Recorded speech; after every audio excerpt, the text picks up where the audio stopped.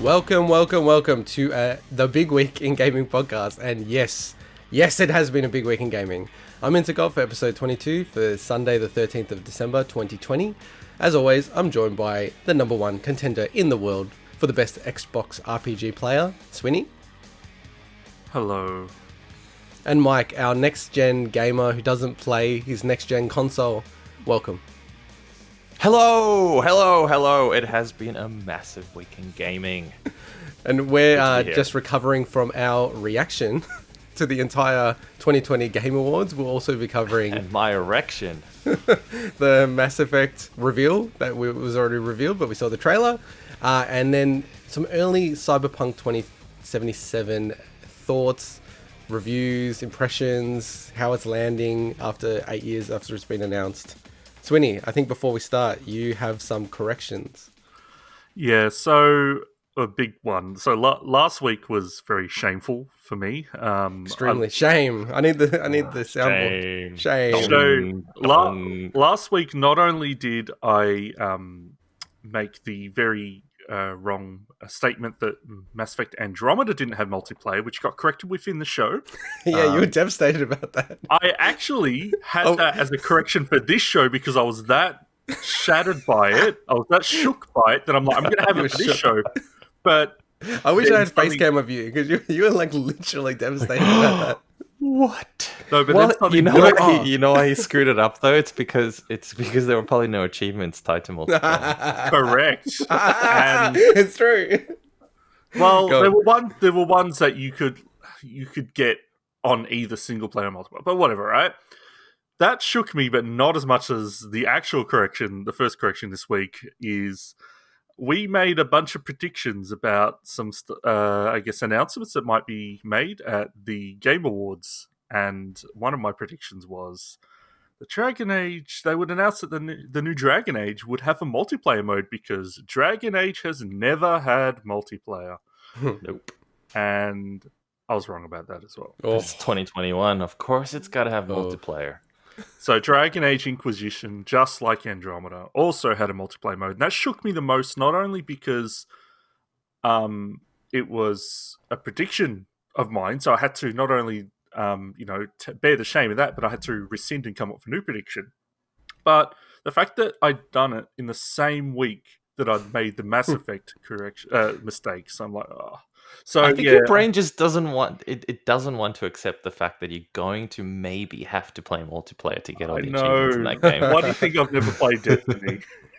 So I think you've got like a BioWare. That's the only reason. He's got a BioWare bias. You just, BioWare games, just not that familiar with them. A biasware. Okay. Biasware. Yeah, that would have been a better pun.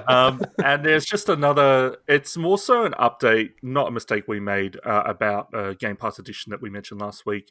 So Microsoft announced that Gang Beasts, which was originally as a December Game Pass Edition, is no longer actually coming in December. So apparently it's still coming later on, but clearly there was some miscommunication there. So that's not going to be added to Game Pass. I'm so fascinated about what the backstory is behind these things, because that happens quite a lot. And, I've called it out a few times on Epic Games, where they'll go, next week we've got this free game. And then it comes to the day before, it's like, actually, that game's not going to be free. It's going to be this game instead. So you just kind of wonder, like, is it... I don't know, like, they had some, deal, or, like, they couldn't get it over the line, or... It just seems really strange to announce things and then go, no, not going to happen. Or one person was talking to Sony about it being a PS Plus game, and the other one was talking to Xbox about a Game Pass game. Maybe. Maybe. But there was one call out. So other than the corrections, there's one call out I wanted to make is that it took a minute into the show for Mike to make a penis joke. I just wanted to. What? I've been playing a lot of Cyberpunk. What can I say? Yeah, and I don't appreciate you leaning into that, Swinny. Bad phrasing right there, but I think that's just going to set him off even further. It will. But before we go into your impressions, we all know that, yes, Mike, you've been playing Cyberpunk. What else have you been playing, Swinny? So this week I've been playing a lot of different things, not only for just for fun, but also for still fun, but on a mission to complete those 12 days of true achievements Christmas that we talked about last week. So as part of that Christmas challenge, which I finished last night, which was great. Honestly, I will say overall it was probably the easiest year, which was. Oh, you better hope they don't hear that. Oh, it was definitely the easiest year. I think a lot of Okay. people would agree.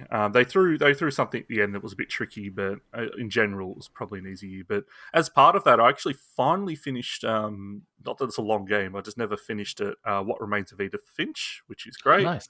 I think I was up to like literally the last sequence of that game, and I just put it down years ago. Played a game I'd always wanted to give a shot at, which was Deadpool, so that was pretty fun.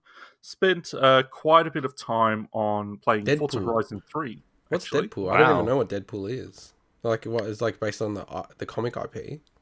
Yeah, so High Moon Studios that made the War for Cybertron games, which were great, made a Deadpool game released on 360 PS3, and then it got a pretty bad port to what was at the time next-gen consoles on Xbox One and PS4. Okay. So, yeah, and look, it's not bad, but yeah, it is what it is.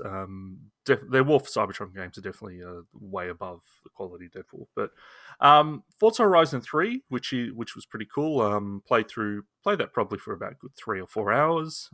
Is that because it's counted as an RPG now or something? No, I'm saying this is part of the games I played as part of this challenge. So, the challenge. Yeah. And it's just that's the only reason why I played these games. No, so I actually own Forza Horizon 3. It wasn't just because it was like in Game Pass. I actually bought it years ago because it's set in Australia. So yeah, so it's a good game. It's just so bizarre driving from Surface Paradise to the 12 Apostles in like a minute. It's just really funny. And you can't buy it anymore. Like you can get a physical copy, but you can't buy it digitally anymore. Correct. So that was pretty fun. Also played through most of Grim Fandango and quite a bit of Day of the Tentacle as well as part of that challenge, which I'd already started. I love those games. But outside of that, a lot of Assassin's Creed Valhalla. I'm probably going to complete a decent chunk of that game and then probably put it on pause until I get a next-gen console later on, let's say in March. I'm kind of eyeing that time frame. Monster Sanctuary I've been playing as well, which is pretty cool, which I know you've got a bit to talk to, whether or not it's this week or not. We've got a lot to cover this week.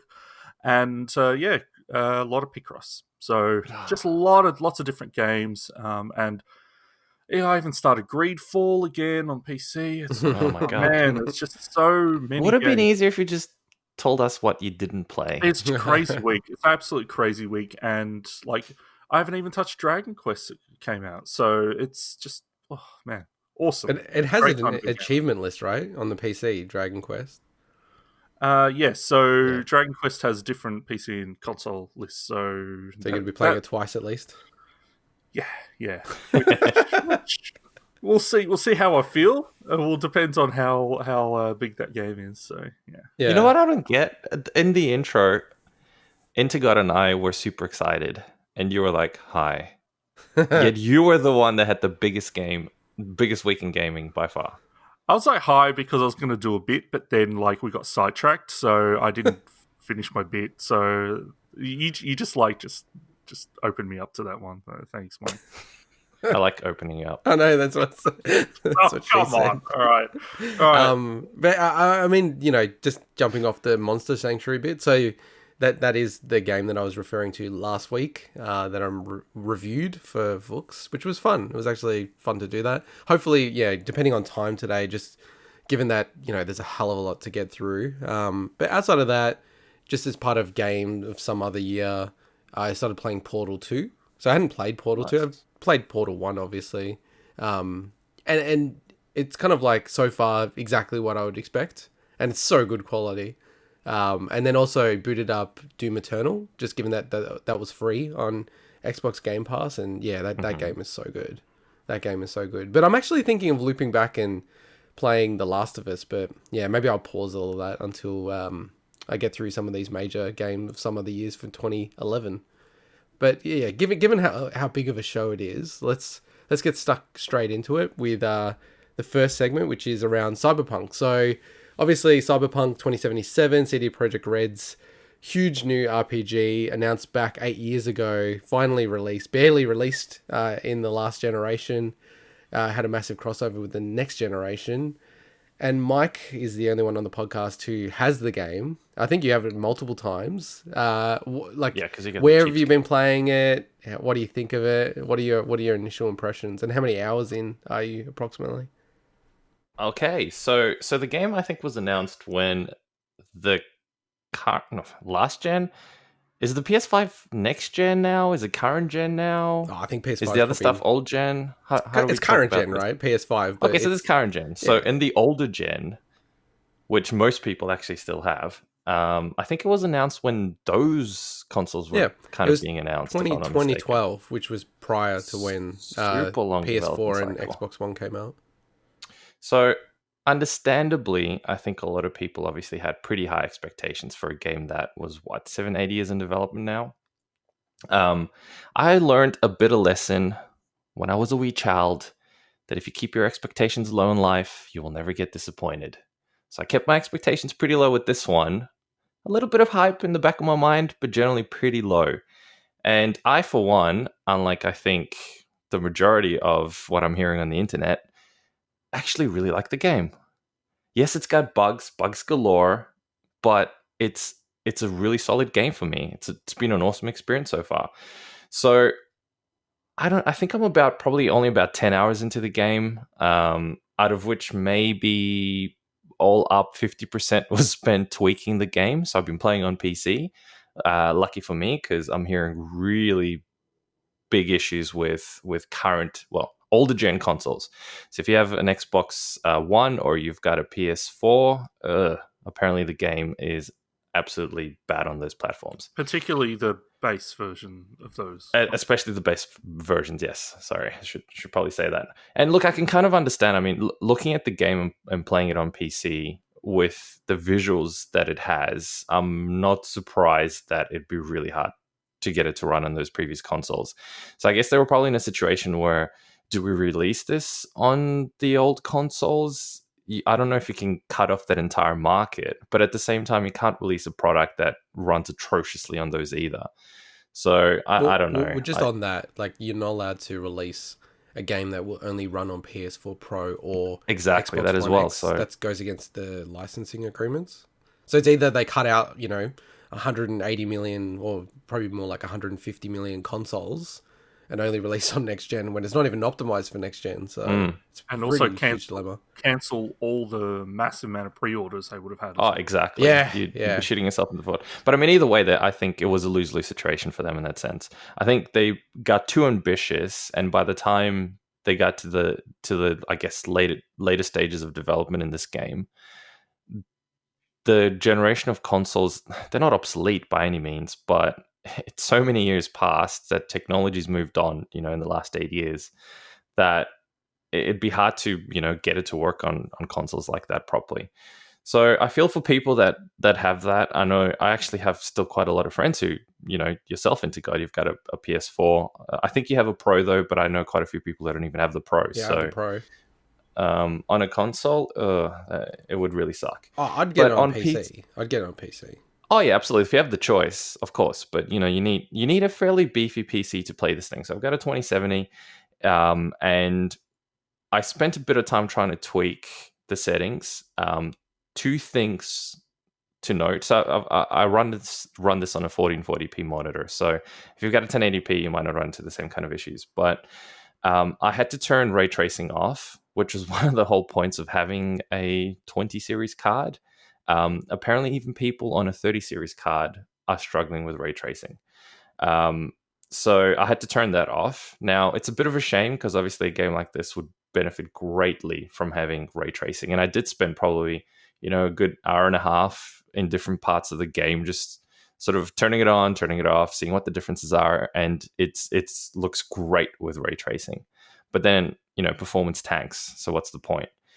And one saving grace, though, is DLSS makes the game so much smoother. So I think, I was reading something like 40 to 60% performance improvements by having DLSS on. So that's the AI technology that upscales the game from a low resolution. And the game still looks amazing, runs at between 60 and 80 frames per second, so it's nice and smooth. So the game itself, in terms of performance and everything, no problem. Bugs, yeah, like everyone experienced, I've had a ton of them. Probably nothing, at least so far in the story, that's been completely game breaking. And there's I keep save files just in case.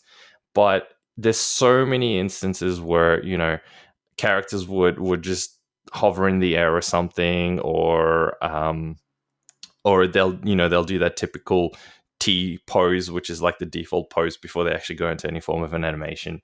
So it's a little distracting, but it's not distracting enough to stop you from enjoying the game. Just on the bugs, park the hype and the timing and the need for them to release it, everything like that. Do you feel like this is like an early access game, like a Steam early access game? No, definitely not. Really? So it doesn't have that many bugs where you feel like it's almost more like a beta? Or it's got a ton of bugs, but because of the scale of the game, I can't compare it to anything that I've played that was an early game on Steam. Early games on Steam tend to not have this kind of scope. So unfortunately, I feel like the scope is probably almost no game has a scope this big. Well, exactly. That's the thing. So it's hard to compare it. Yeah, it's got a ton of bugs, but then the scope is so much bigger than any of the games I've played on Steam that it's hard to kind of compare it that way.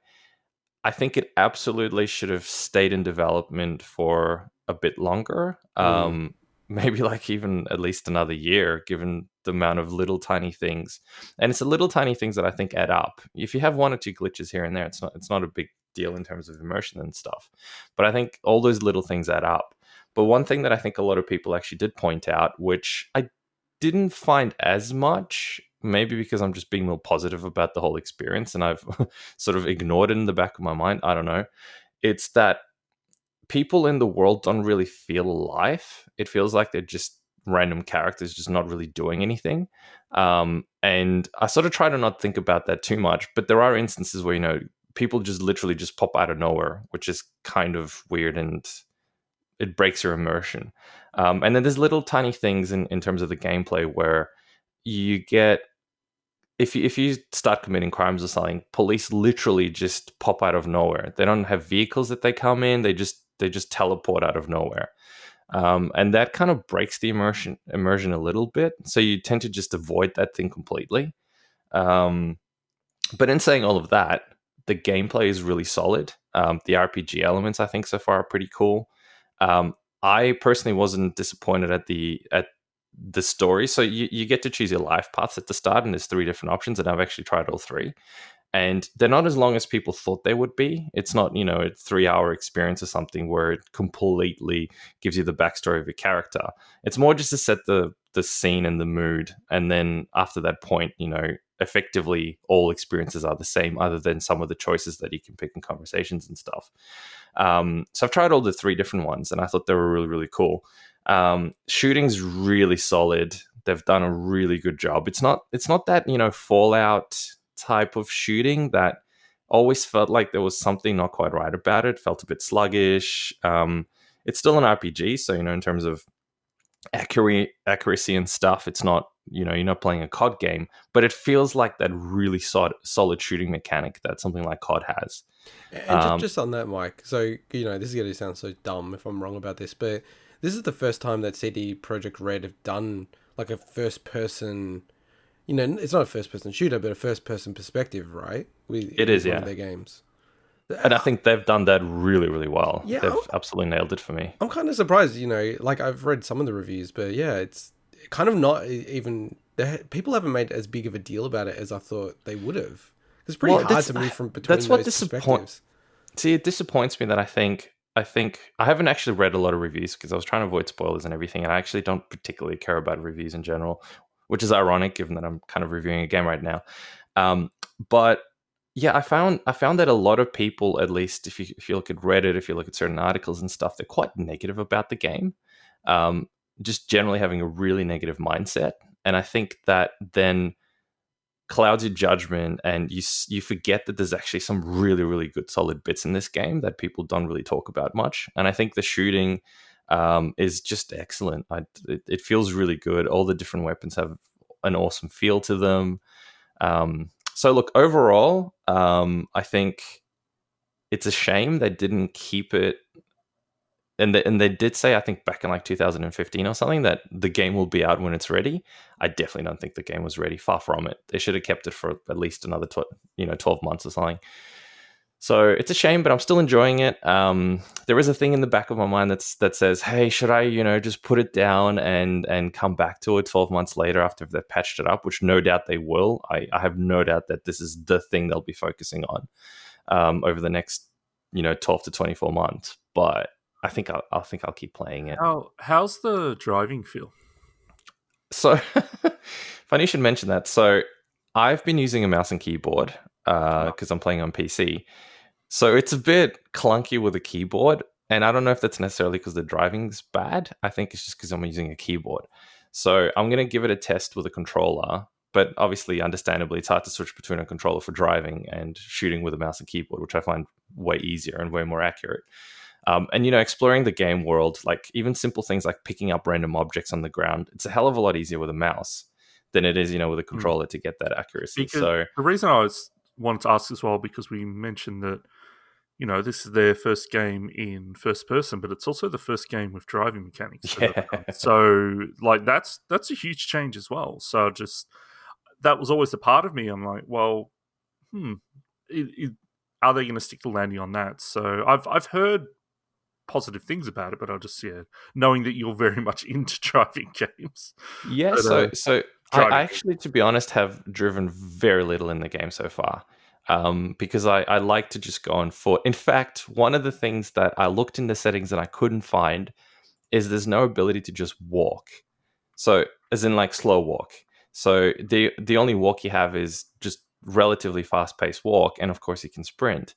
But the only way to slow yourself down is if you crouch, but then it's, you lose that level of immersion. So I actually am taking the game way slower. So I haven't even done much driving because I just want to walk around and sort of immerse myself in the game a bit.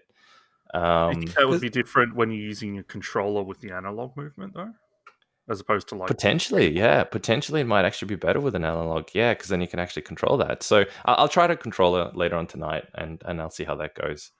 I think, but yeah, obviously with keyboard it sucks driving.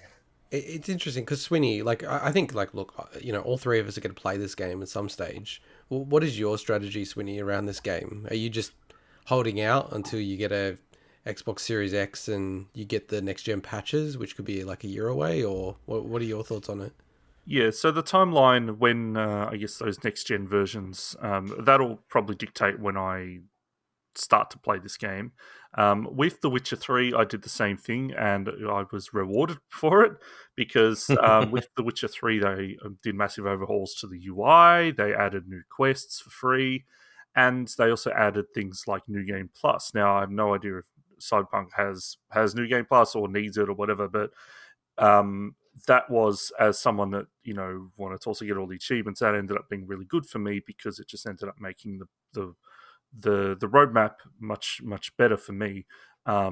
So I'm definitely going to hold out on that. In saying that, I'm a huge fan of The Witcher 2 and I'm a huge fan of Witcher 3. So I have no doubt that I would love this game because I'm also a huge Blade Runner fan. So anything that's kind of got those vibes.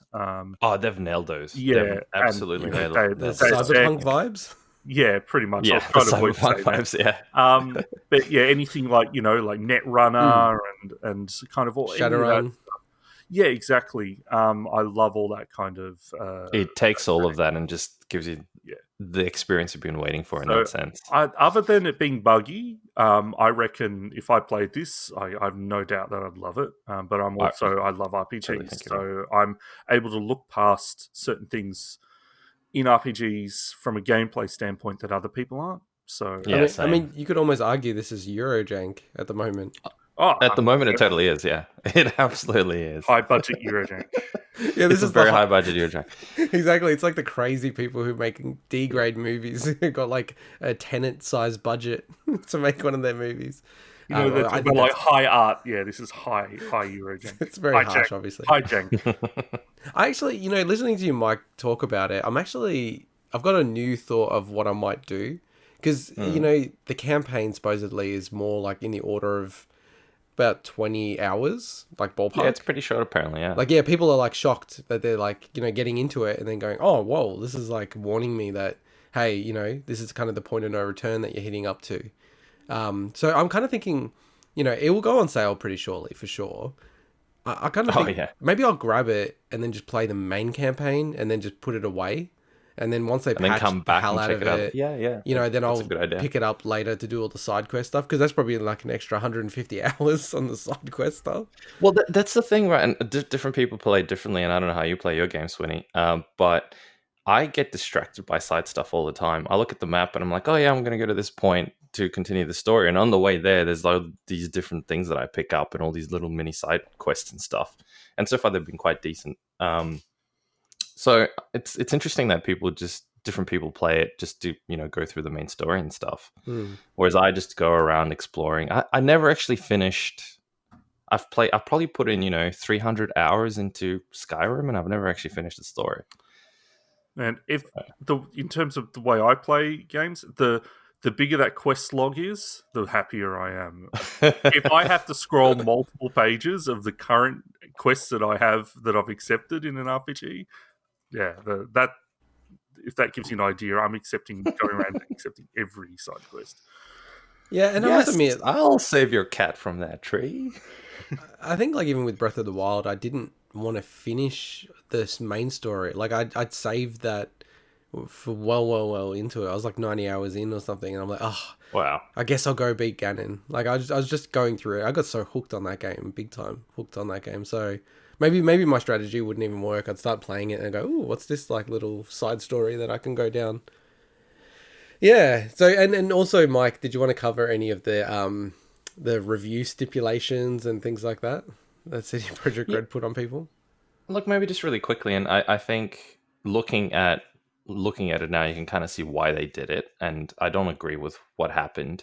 But from my understanding from my understanding is they only allowed people to review the game before launch on PC, and they did not allow consoles, so they didn't give the codes out for consoles to be reviewed, and you can kind of understand why now. So I think it doesn't that I don't really agree with that way of doing it. Obviously, I think there's a lack of transparency in that sense. And the reality is, when you review a game like that, most people don't have a 3080 to play that game on. There's a huge chunk of people, dare I say, maybe even the majority of people, that would have, you know, had this on a console, and their decision would have been based potentially on reviews as to whether they would purchase it or not. So it's about 50-50, the pre-orders, PC to console. Yeah, and within that, you know, you don't necessarily have everyone who has the first generation of those consoles that would be affected as much. But still, I don't. That's one thing that I definitely did not agree in the whole process. I think transparency would have been good, but you can understand why they weren't being transparent. But in the process, I think they shot themselves in the foot. So I think it was more extreme as well, because they were only limiting people to use B-roll, like supplied B-roll, and that as well, their own captured footage. Because the capture footage would have had so many bugs. And just on the graphics card, it seems very clear that you had to have a 3000 series NVIDIA to be able to play this game and review it, which is very limiting. For reviews. Right? Even people wanting a 3000 series like yourself. It's extremely limiting. Like, you can't get your hands on it. Exactly, yeah. And look, the game runs perfectly fine on a 20 series with RT off, obviously, and DLSS on. In fact, it runs extremely smooth on mostly high settings. So... That's I've heard people having performance issues. Fortunately for me, I haven't experienced that. But, yeah, so I think we should probably move on to. Wait, I think Swinny wanted to say something. Swinny was going to say something. No, I just had a very bad joke about it playing on the first generation of consoles, like you were expecting a Magnavox Odyssey or what version of Vectrex or something like that. All right, well, yeah, maybe we'll touch base with you later, Mike, just as, like, if you get through more of the campaign or finish the game or something like that, we'll bring it back up. But it does seem like this game will be patched for a year and a half or something like that. And then it's going to have DLC or something along those lines. Also, like, no one's talking about it much, but there's a multiplayer game being developed on the side for this game by another team. Maybe they should drop that and help on fixing this game. Well, it just feels like this game is going to be like 5 years before it's really like they've stopped touching it. So it's a little bit like The Witcher 3. So hopefully a bit less than that, but yeah. Yeah, I hope so. All right, well, let's jump into the next really big story that happened this week, which is the Game Awards. And starting with Mass Effect. So finally, at the end of the show, so Mike and I, not Swinny because he's not a real trooper, Mike and I watched the entire very, very, very long Game Awards. Wait, no, that was the short version. That was the short version that was shorter by like 20 minutes or something. Yeah, just slightly abbreviated. It wasn't even shorter. It's like Lord of the Rings, just skipping the preface or something like that. It's still something like long. Yeah. And we had to wait for the whole night to see what the biggest reveal was, which I don't think it's the biggest reveal. I think the next story is, but Mass Effect. And we didn't know what the game was when it was like playing through it. I'm sure Swinny watched us reacting to it and go, "Are you guys crazy? Don't you tell this? I know. Tell that?" So I'm a huge Mass Effect fan, and I think in the back of my mind the franchise was dead. So I thought, they're not going to really do anything. When you didn't pick up on the Reaper noise, I was like, Mike. I know. Mike. I watched it again. Just that clip, and I'm like, how the hell did I not pick up on that Reaper noise? So there is one YouTuber that, I don't know, it gets recommended to my channels. I think it's the Smash stuff that I watch, called Omni.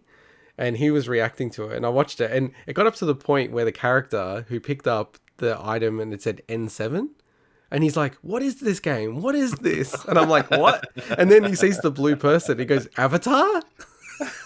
And then it comes in and says Mass Effect, and then the chat just goes nuts. It's just like, Avatar, what are you talking about? Was he just joking around though? No, he wasn't. No, because it was a real genuine reaction of like, "Oh shoot, I've said something really dumb now." Like this is just gonna follow him forever. I think it's funny though. Watching you guys react to it was just, oh man, like the overall Game Awards stuff. I'll give more thoughts later as we wrap up talking about the Game Awards, but it's funny knowing, because I know what the announcement is. It's kind of like, when are they going to pick up on this? When are they going to pick up on it? It was really fun. But you know what? I think it was cool, but to me it just seemed like, hello everyone. Well, let's cover that later. Let's cover that later. So with Mass Effect, is it actually 100% clear? Because it seems like a lot of people, the scuttlebutt is like, this is more of a Mass Effect 4 than a follow-up or anything to do with Andromeda. So not an Andromeda 2, a Mass Effect 4. So do you know more about this, Swinny? Because like I get mixed reactions on this one. Okay, so they open up and they specifically show two galaxies. So they show the Milky Way and Andromeda. So now they basically, that could of course be, they're just referencing that because Andromeda happens. The story of Andromeda happens completely separate from the main Mass Effect after a certain point in the timeline, right? So because of the way that, like the space travel works, essentially Andromeda is set like 600 years in the future of when a certain point in the main trilogy happened, or the first trilogy.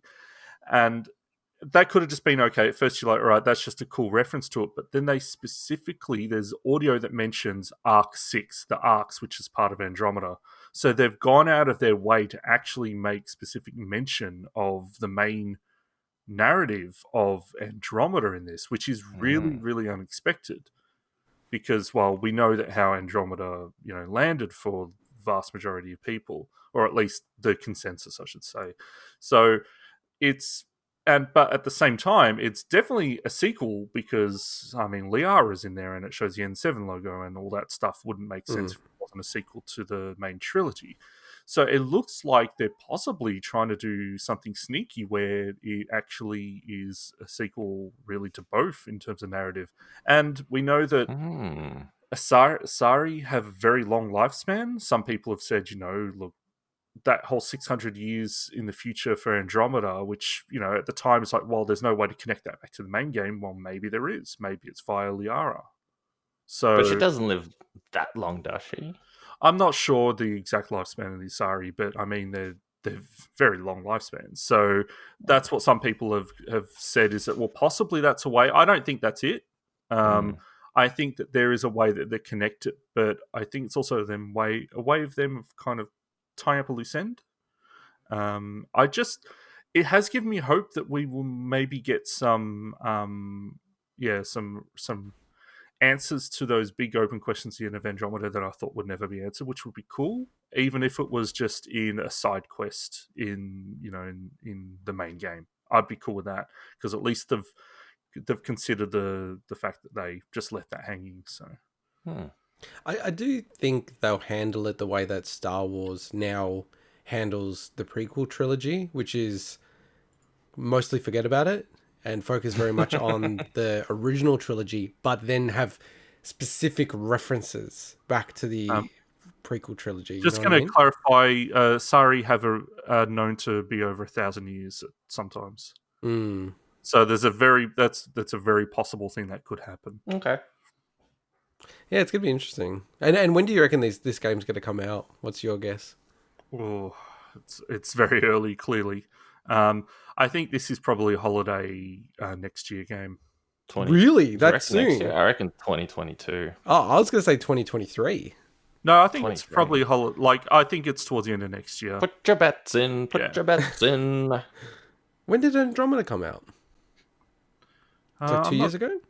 No, 2 years. No, it was way before that. Oh, really? Yeah.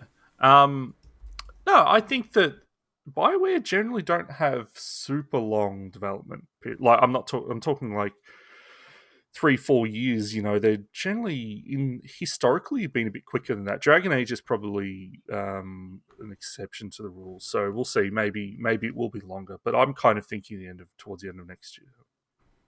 Oh, sorry. Sorry, I was thinking. Sorry, I was talking about 2022.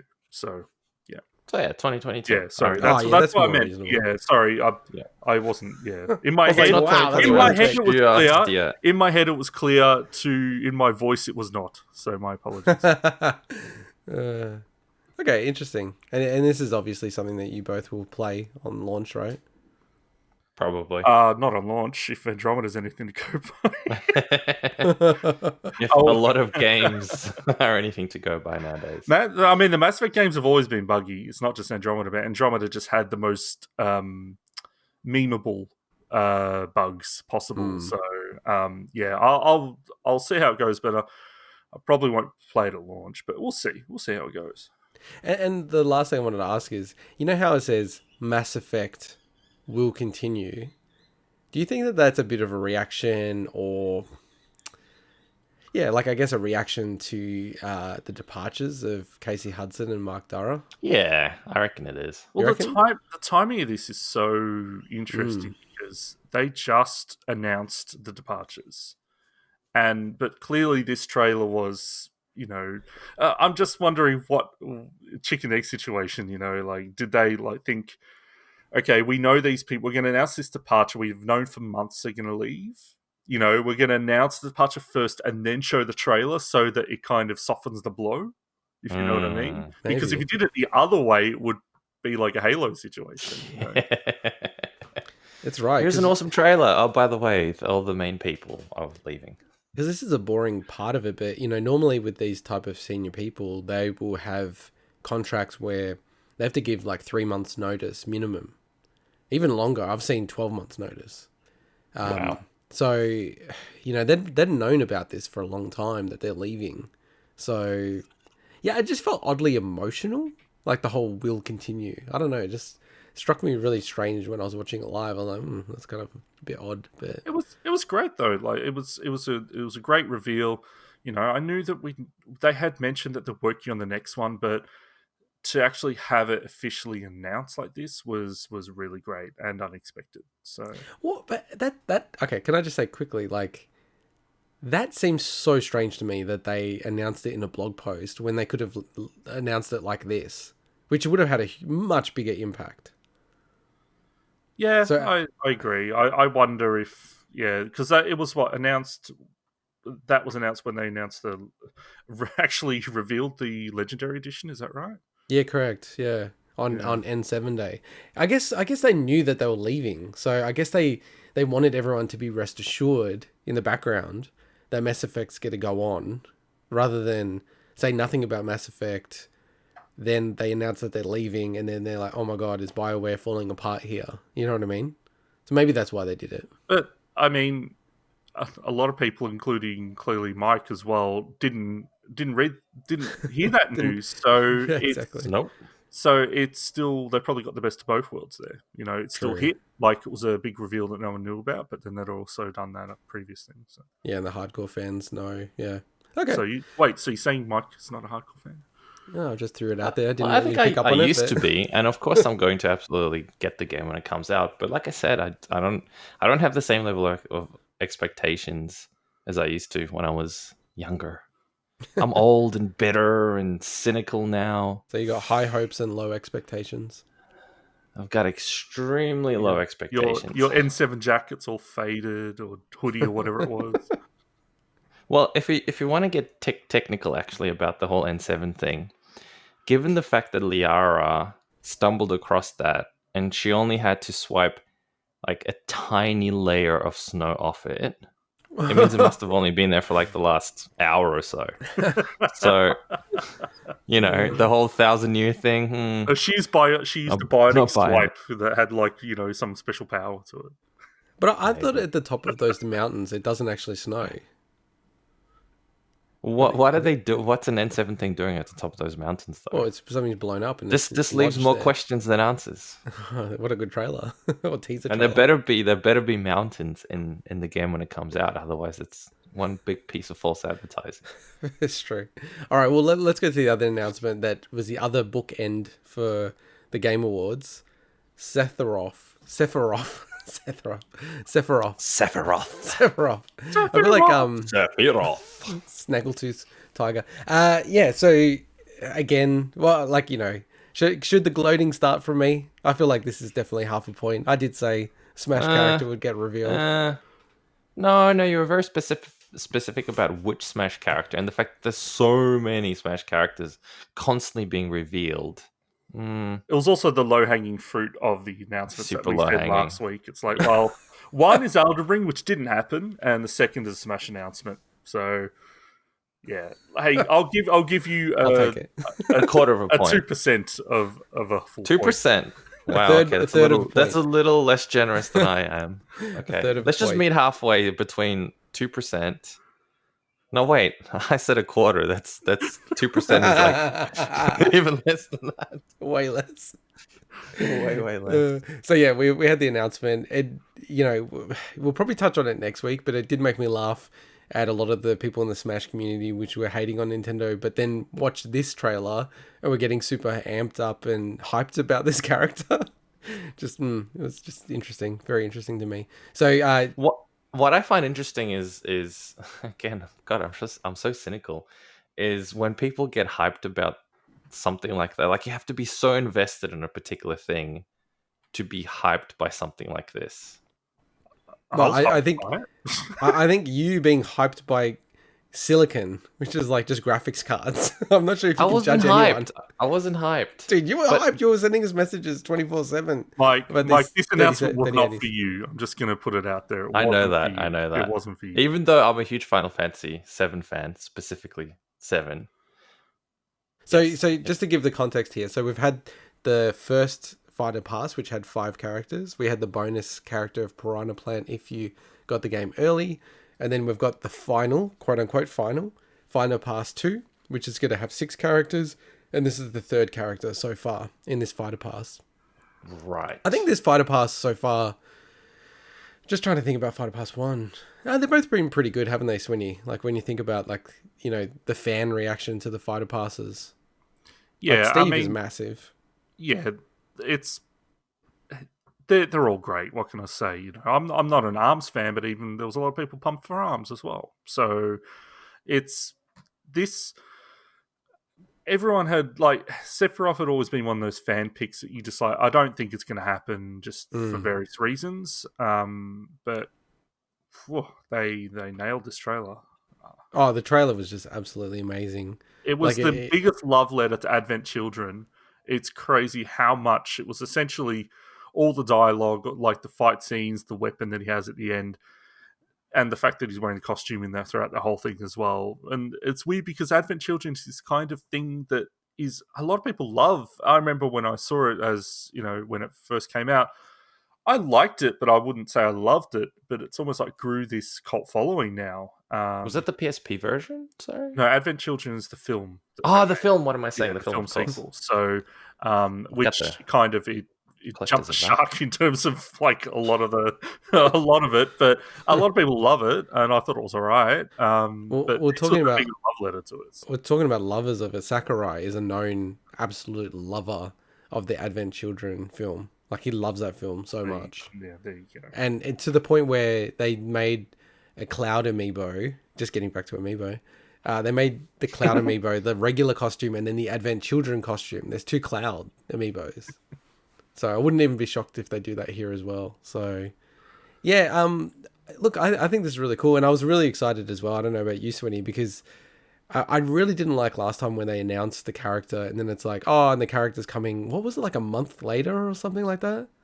Was that with Minion? Longer. I think it was longer than a month. It just seemed like forever. It was like really... It just made me realize I don't want that. I want like them to go, here it is. Like, this is what the character is. And then shortly... let's tell you more. So that's going to be next week. So the 18th of December for us. So that's like the Friday. And then we don't know when the character's actually going to come out, but they did say it's December 2020. And I feel like that's good timing. I don't know about you, Swinny, as the fellow Smash player here.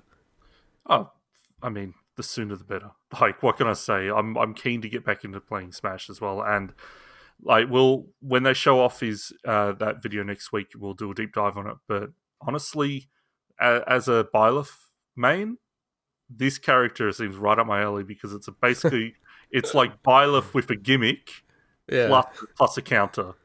So I'm like, oh, yeah, it looks like it's got projectiles and swordy and counter.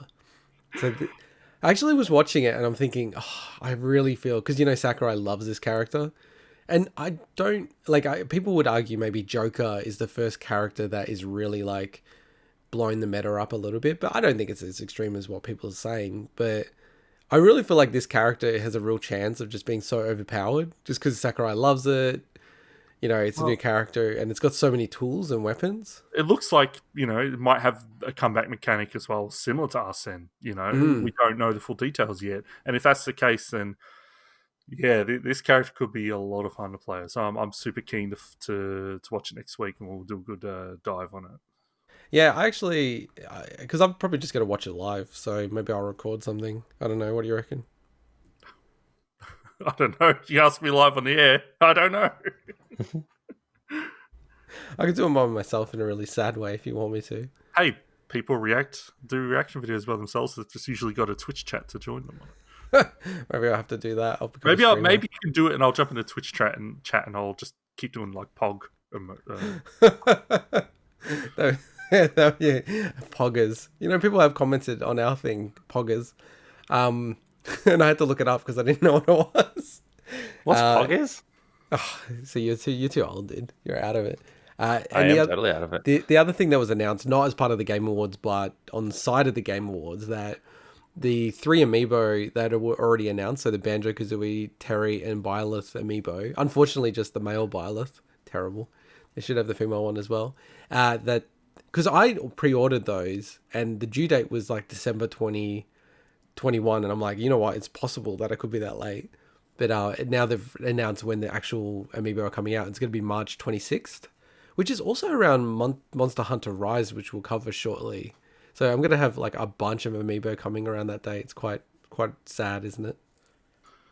No, each to their own, man. Some people collect Amiibos. Other people collect Lego. Other people collect dead bodies in their basement. I want you to do custom Amiibo videos so that you can draw some people to our channel. That's what and also what this means is that you're going to have a Sephiroth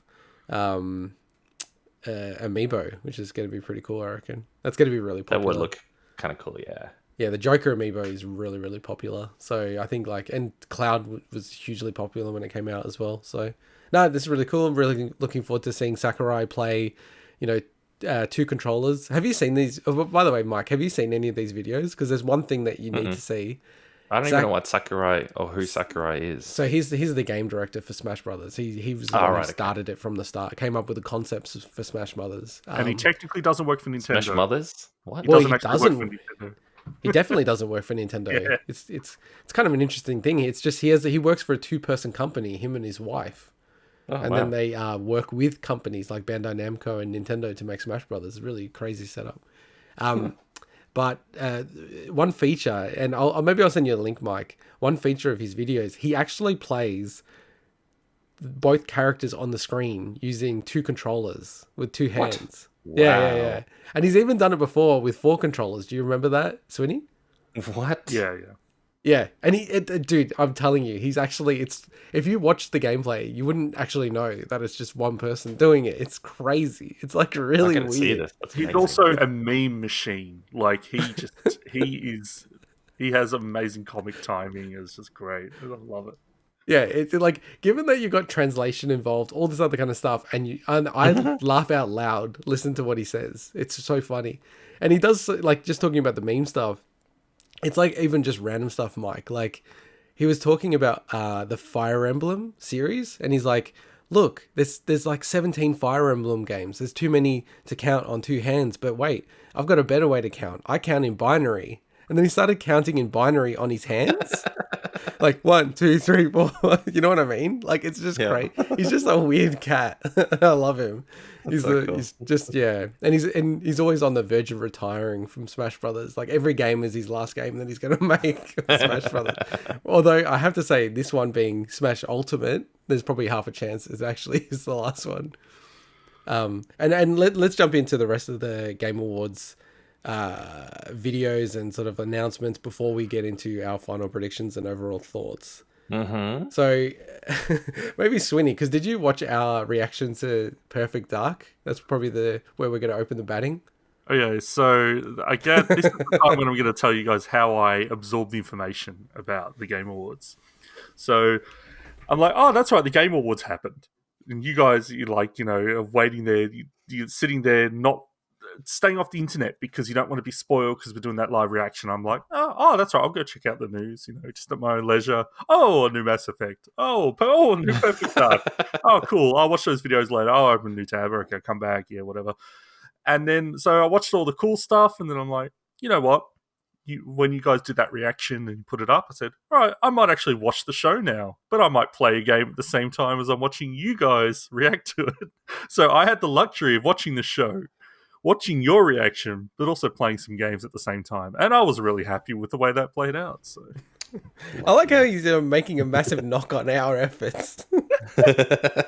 And then, what the second part is? I want to say this because I didn't react in the private chat about it. In the private chat, you turned into like the YouTube comments in person. You're like, oh, how'd you guys not know about this? How'd you not know about that? I'm like, dude, calm down. So yeah, Perfect Dark. What do you think about the trailer, Swinny? Oh, it was a cool trailer. I hated Perfect Dark Zero, as a lot of people did. That was a 360 launch title, right? I believe so, yeah. And about that, yeah. It was. I played it a long time afterwards, and actually played through the game first co-op, and I don't think age would have probably made a difference on how I feel about that game. I think that game's really, really rough and really crap, honestly. Yeah. But I'm pumped for this because, first of all, I'm kind of happy that Rare's not working on it. I think Rare is not the same Rare as it was back in the day in many ways. Oh, and also the games have moved on from, GoldenEye and Perfect Dark in terms of where the expectations and everything for first-person shooters on consoles. And, I'm assuming this is going to be PC as well.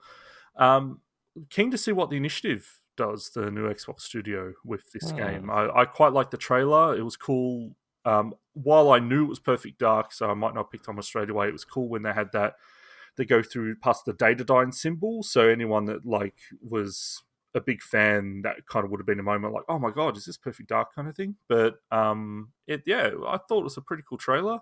I know Inter got that it ended up being a trailer you liked. I loved it. No, I just didn't really like. I don't know. Sometimes those trailers, you know what? To be fair though, and I was being silly and facetious, but there is some truth in what I'm saying. If you're not attached to the IP, and I've never really been a huge fan of Perfect Dark, never really played it, so I don't really have any attachment to it, and the whole trailer just felt a bit, like, just, I don't know, generic, I guess, to those type of trailers. But I think if you like the IP, you'd be like, oh, this is so sick. I'm so hyped for this. Yeah, I kind of, I don't. It's weird because I knew it was Perfect Dark, so it's weird. You know, you don't get that initial reaction of what is this? What is this? You know, What time were the Game Awards actually streamed live? Were they in the middle of the night for us in Australia? Yeah. No, it's like 11 a.m. Okay, yeah. Well, unfortunately, I'm not. I think. Did you say? Oh, we'll take the day off work next year. It's like next year you guys are for sure. The Game Awards. I don't know about that. I don't know about that. But yeah. So you know what? I'll just quit my job in anticipation of that. Good. Well, Mike, you could probably just watch it while you're like in a meeting anyway. And yeah, like Mike, did you have anything else to add? I know that we reacted to it already. No, nothing. Yeah. Mike, do you remember we actually played Perfect Dark on 64, like years ago? I think it was like, was it New Year's? Yeah. I think we were just like up till we'll play through co-op, and we actually had a blast. Like the co-op in that was actually pretty fun. So yeah, it was good. Yeah. And then do we want to get into Dragon Age? Yeah, so Dragon Age was a new, I'd say, proper cinematic trailer was shown. This is my favorite thing they've shown of this game so far. Very fan-centric, so, when you guys were watching this, the fact that Varric was voicing the whole thing was obviously lost on you guys, which is understandable. It was actually. Which is really cool because you're like, oh my god, Varric, Varric is one of the biggest fan favorite characters in the whole series, and he's the magic elf dude, right? No, Varric is the dwarf. Oh. The dwarf companion that's in Dragon Age 2 and Inquisition. So we don't know if he'll be coming back as a playable. Way off. Yeah, if he's a companion. Well, you're probably thinking Solus because Solus is in the trailer. Yeah, maybe I was thinking that because he was in the trailer, right? Yeah, Solus is the Dread Wolf. So Solus is the bad guy of this game. Well, he's being set up to be the bad guy of this game, and they pretty much like the what they showed. Like it was awesome because it pretty much confirms that they are setting this game into winter, and we kind of knew that from what they've shown previously in a way, but also at the end of the DLC for Inquisition, they kind of threw a dagger in the map at Tevinter, and that's just really really cool because Tevinter is just this setting like the capital city Minrathos that people have always wanted to see. So it's just a really really cool trailer, and I'm fine if they just call this Dragon Age because we've actually never had a game just called Dragon Age because the first game was Dragon Age Origins. So if they just end up just calling this Dragon Age, which is possible, then I'm good with that. Yeah. I just think it's always lazy when they do that kind of stuff. Like Doom, and then it becomes annoying because then you have to go, Doom 2016. Yeah, that's the hardest part. It's annoying, but you don't have that problem with this one because it was always subtitled something, or Dragon Age 2 was Dragon Age 2, but Inquisition and Origins were subtitled. So yeah, you never had a console called Xbox One, so that's fine to call it Xbox One. And yeah, dear Xbox. No one ever says original Xbox now. Cool. And then, another game. I feel like if you better join these goddamn reactions next time, Swinny, with all your comments. Then the next game that we wanted to cover was Back 4 Blood. The game that we were like, wow, this is like Left 4 Dead. Is this Left 4 Dead 3? The spiritual successor. Yeah. I thought this looked cool, but like, what did you think, Swinny? Oh, it's more Left 4 Dead, which is great. I never played, I think we may have talked about this before, but I never played Left 4 Dead 2, but we played the first one quite a bit. And Mike knows how that experience went with him, but we'll get into it. I don't know why you guys keep giving me shit about it. It's not my fault you're so slow. We should. What is it? A walking simulator game? It isn't. You go there to shoot zombies. Wait. Hang on. We got to tell the audience this. So you're a single child. and you never grew up like learning about sharing. Don't or bring my anything mom like into this. You never learned how to share, and then whenever you play co-op games, you always take I never all the learned how to ammo, share because I never had anything growing up because we're poor. and you take the resources, you take the health, you run ahead, leave I- everyone behind. Trigger the witches.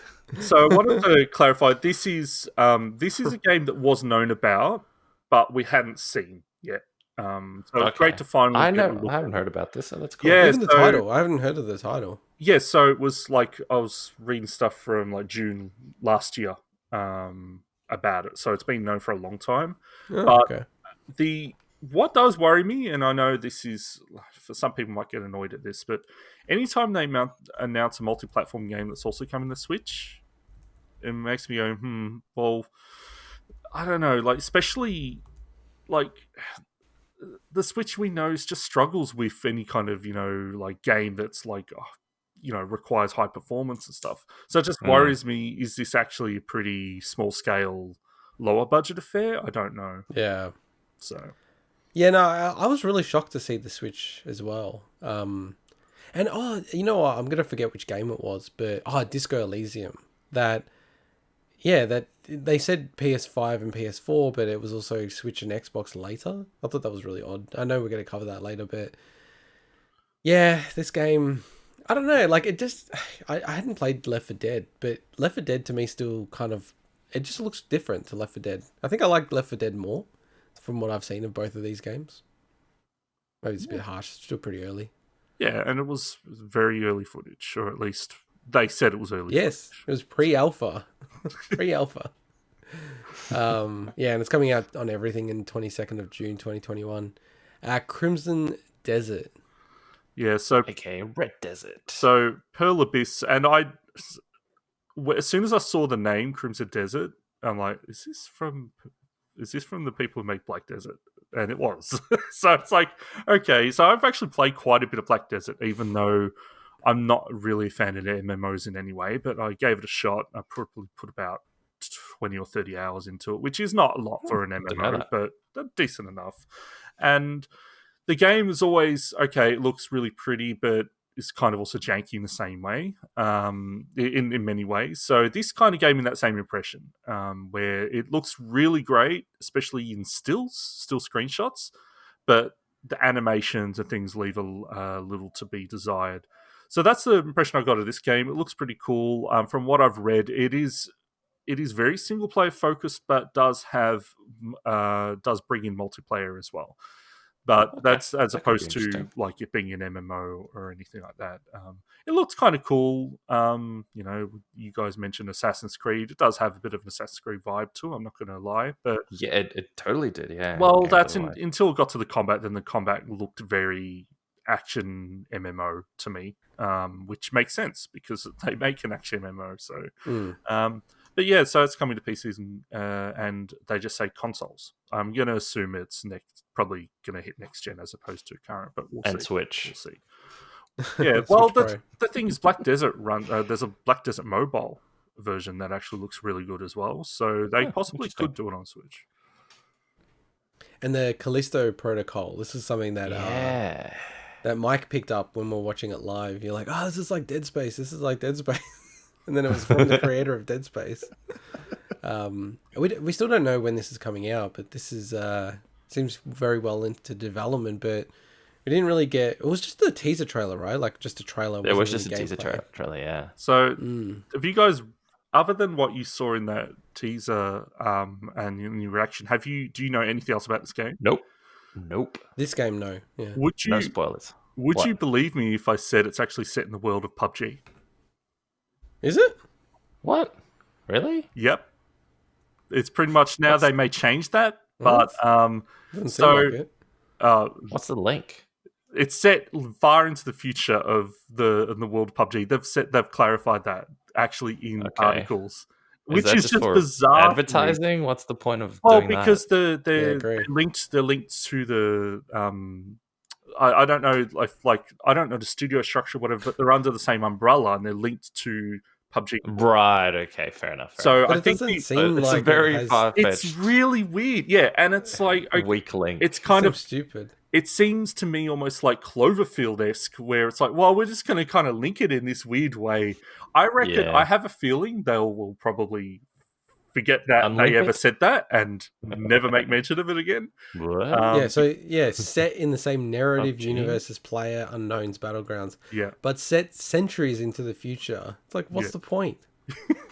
It's so odd. Yeah, exactly. It's totally so odd. Anyway. Fair enough. But yeah, that's looking pretty good. I love Dead Space, especially the original. 2 was good, polished it. 3 kind of became a little overly the top actiony, but yeah, excellent games. We're probably due for one, right? Because I'm just seeing now, like, Dead Space 3 was like 2013. Yeah. So by the time this game comes out, it's going to be almost like coming up to 10 years since the Dead Space game. Yeah, but EA went on this run at the time with Dead Space and Dante's Inferno, where they were kind of coming up, like they had Visceral, working on stuff, and they kind of got away from that, working on these new IP, like AAA IPs and stuff. They moved on to basically multiplayer everything, almost. Yeah. I mean, not that you could probably ever do a sequel to Dante's Inferno, because that you kind of, how many more circles of hell are there? Yeah, exactly. But by the way, I love that game. Make up a few more. Anyway, it's just... Cool. That was a little lesser known gem, that game. Yeah, Visceral have been around for a long, long time. They've made a lot of interesting games. They've gone from like real pure EA games to just like, games that are out there. It's quite interesting, their history. And then a game that I was like super amped about. And I must admit, I was like a bit spaced out when I was watching this trailer. And then I was like, wait a second, this is Evil Dead. So Evil Dead, like the game. Wait, what? What? Oh my God. So Swinny, had you heard anything about this? Because I hadn't heard anything about this game. No, I just remember was it PS2? I think it was PS2 Evil Dead game. That's the last Evil Dead game I even know of existing, so... Wasn't he a character in Dead Before Daylight? I'm not sure. Something? Because that's what I thought. I thought it was just going to be another character announcement or something for that game. I mean, Ash. Yeah, Ash. I thought. Yeah, no, it was always going to be like a game, because it was, the way it was like bringing into it and all the characters and everything like that. I was like, wow, okay, this is Evil Dead. So it's coming out next year. And so Ash is playable, or is a character in Dead by Daylight. So you're right about that. Yeah, I thought it was. Yeah. So this kind of looks to me like a Back 4 Blood set in that universe. Well, that's what I was wondering. Like, what kind of game is this? I'm not really. Is it a co-op game? I couldn't really tell. It looks co-op, yeah. Oh yeah, the way they introduced the multiple characters, it's co-op for sure.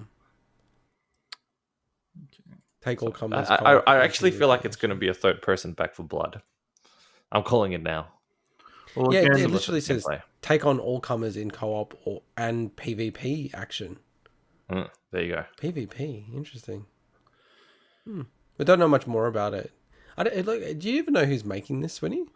Yeah. So I know it's Boss Games or something. Like, it was a studio that's not super well known. I think it's been published by Saber Interactive.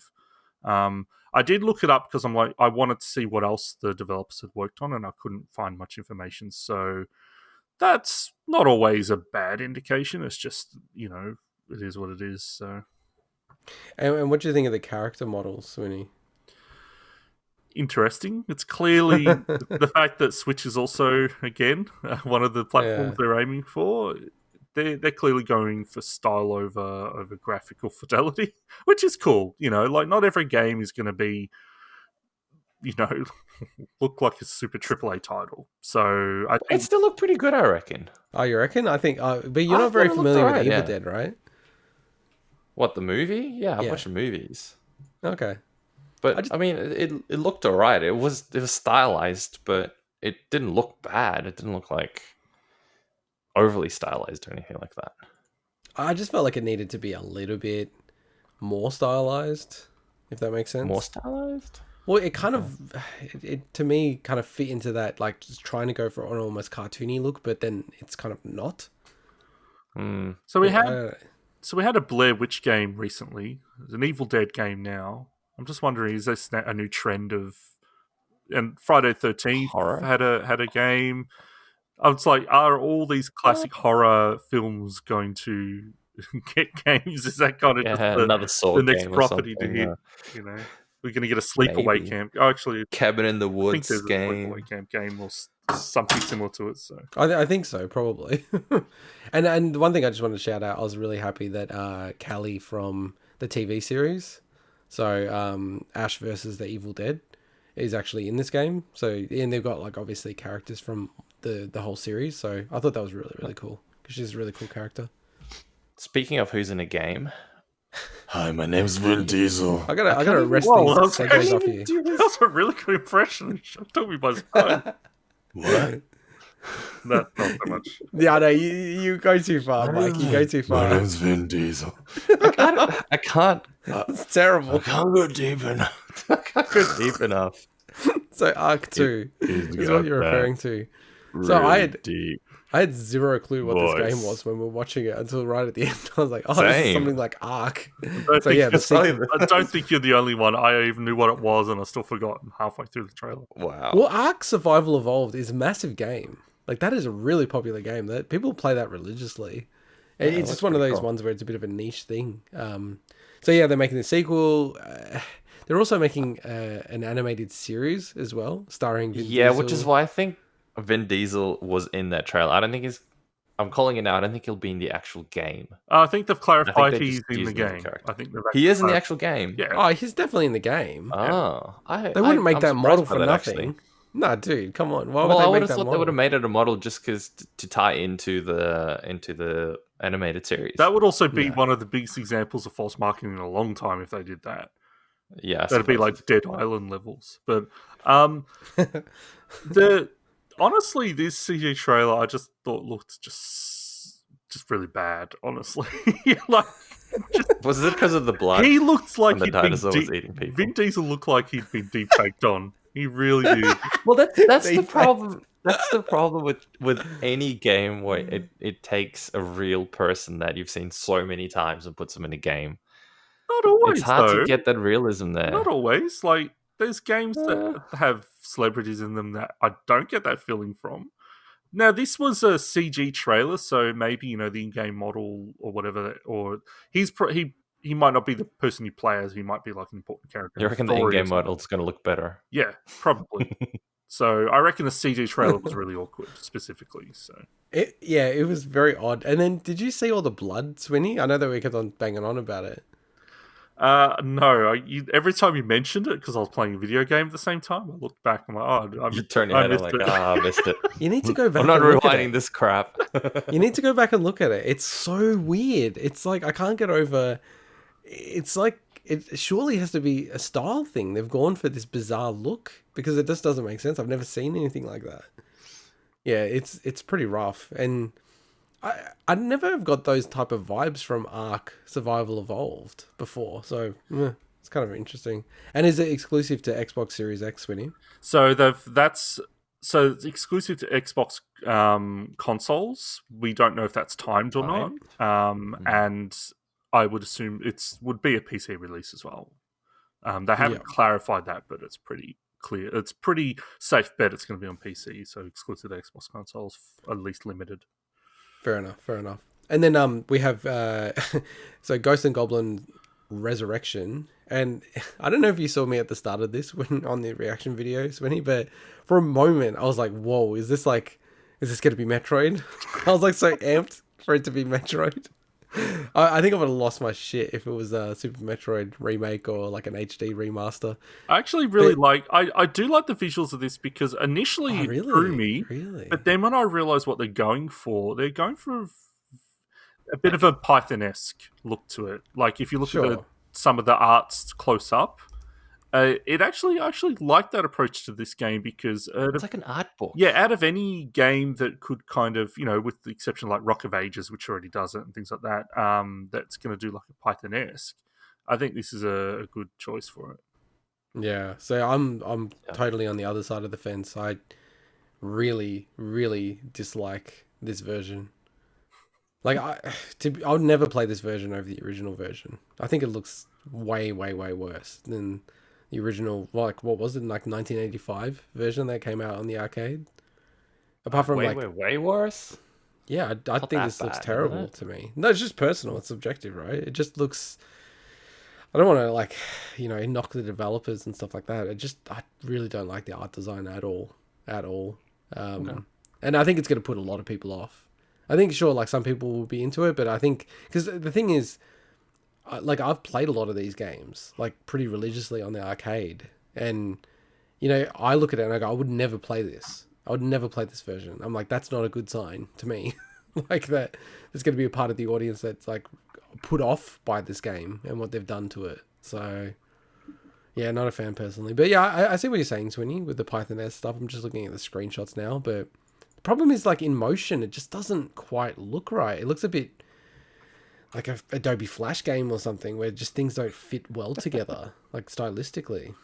I thought it was pretty good. It actually reminded me of a game called Black Knight Sword, a Grasshopper game, which kind of was, I wouldn't say looked exactly like Monty Python, but this kind of gave me the vibes of that, and I really liked that game as well. So, yeah, I'm cool with it. Yeah, but what was exciting was the Capcom Arcade Stadium that they just flashed for... Was it? Like 2 seconds. Was it exciting if you watched the full trailer? Have they released a full trailer for that? Yeah, they released a full trailer right away, so it's on Nintendo YouTube channel and everything. So yeah, it's got like arcade games in it. How sick is that? Yeah, but it's a free-to-play game. So wait, how do you pay for it? So I think I don't know the full details because they haven't gone into those details yet. Yeah. But I think it's probably going to be similar to what was that thing on Xbox 360? It was a game room where essentially they'll probably have things where you can buy packs of credits to play. Oh, I'm going to buy a pack of 100 credits so you can share across the different games they release. It wouldn't surprise me if they do that kind of thing, or it could just be, okay, the fact that they say free to play, but I know there's always going to be a catch with free to play. I know that just has to be, right? It has to be, yeah. That's just the business model. It wouldn't make sense otherwise. But I'm just curious to see exactly what that catch is. I know they've released Capcom arcade collections plenty of times, so I'd be more happy with them just doing more packages around that where you just buy it once off. But I guess it makes sense if people just want to purchase one specific game in their collection, or maybe just a handful of games, then maybe it will make sense. But I love the trailer though, like how they presented it. It's a really, really cool look. I'm just very maybe check out that that video and then for some more details. Yeah, it's interesting because there is things for free, but it seems like it's coming in packs. Like you have a pack of 10 games, another pack of 10 games, and another pack of 10 games. Okay, well then if you only want one of the games in the pack, you gotta buy the whole pack. They've actually done something similar to that before. I can't remember if it was Capcom or it was Konami. I remember something like that where you purchase, like you download a shell of a game and then you purchase the things within it. I have a feeling it was Capcom, but I can't remember off the top of my head. Yeah, and it seems really weird the way that they've broken it all up. I don't know. I'm going to check it out. I love these early Capcom games. I do like when we're not going to cover it this week, obviously, because it's like such a big week in gaming, and there's a lot to cover in this show. So here's the thing I was thinking of. It's called Capcom Arcade Cabinet. Back in 2013. So I don't know if it's the exact same thing. It wouldn't surprise me if it is similar.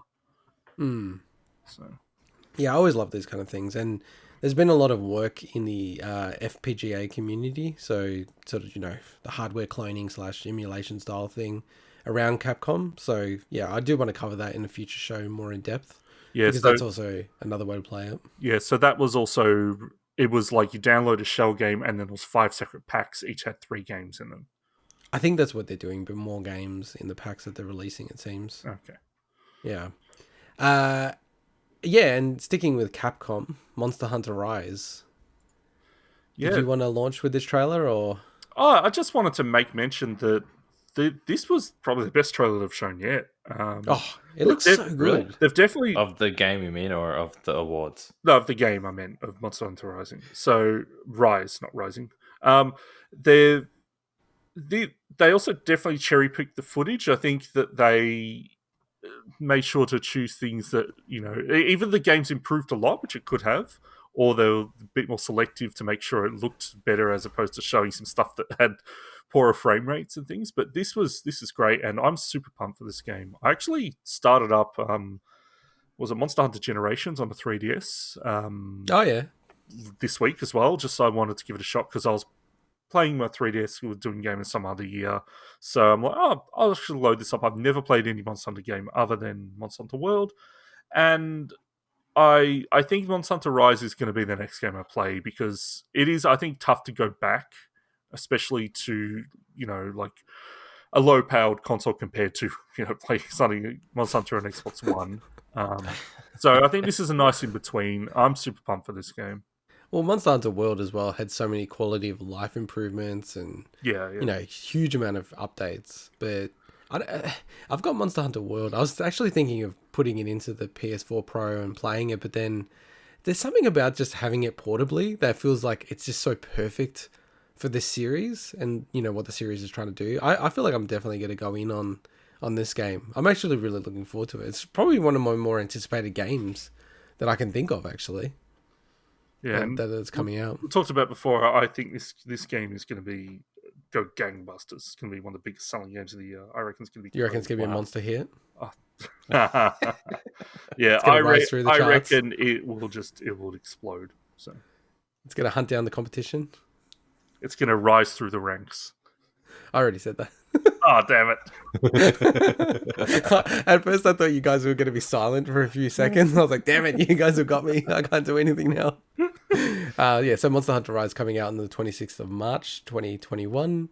I'm still waiting to figure out what's going on with the Amiibo situation there. Because Nintendo Australia did say the 3 Amiibo are coming to Australia, and then we'll tell you later how we're going to distribute it, which is so weird of a statement. But yeah, we haven't had any updates. So I'm like, I'm going to be so annoyed if they don't bring it out over here because I would have imported it otherwise, but we'll see how we go.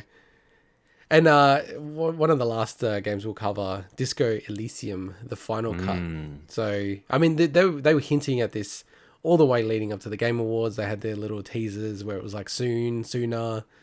And it was always, like, these games were always going to come to console at some point to get that next boost of sales. The only thing that I thought was weird, there's more voice acting, there's a whole bunch of stuff, quality of life improvements with the new version of Disco Elysium, but I was actually really surprised when they, at the end of the trailers, had just PS4 and PS5. I was like, wow, okay. Sony's obviously done a deal with them. It was supposed to come on Switch for a while now, and I wonder. We've got to remember this is also a small developer. Yeah. I wonder if it also makes sense for them to make sure this may possibly have be the first console game they've worked on. So I wonder if there's also a strategic thing there to say, let's get the one right for this. We know that the player base of the PS4, PS5 is going to be probably the most receptive to Disco Elysium, and it has a huge amount of player base.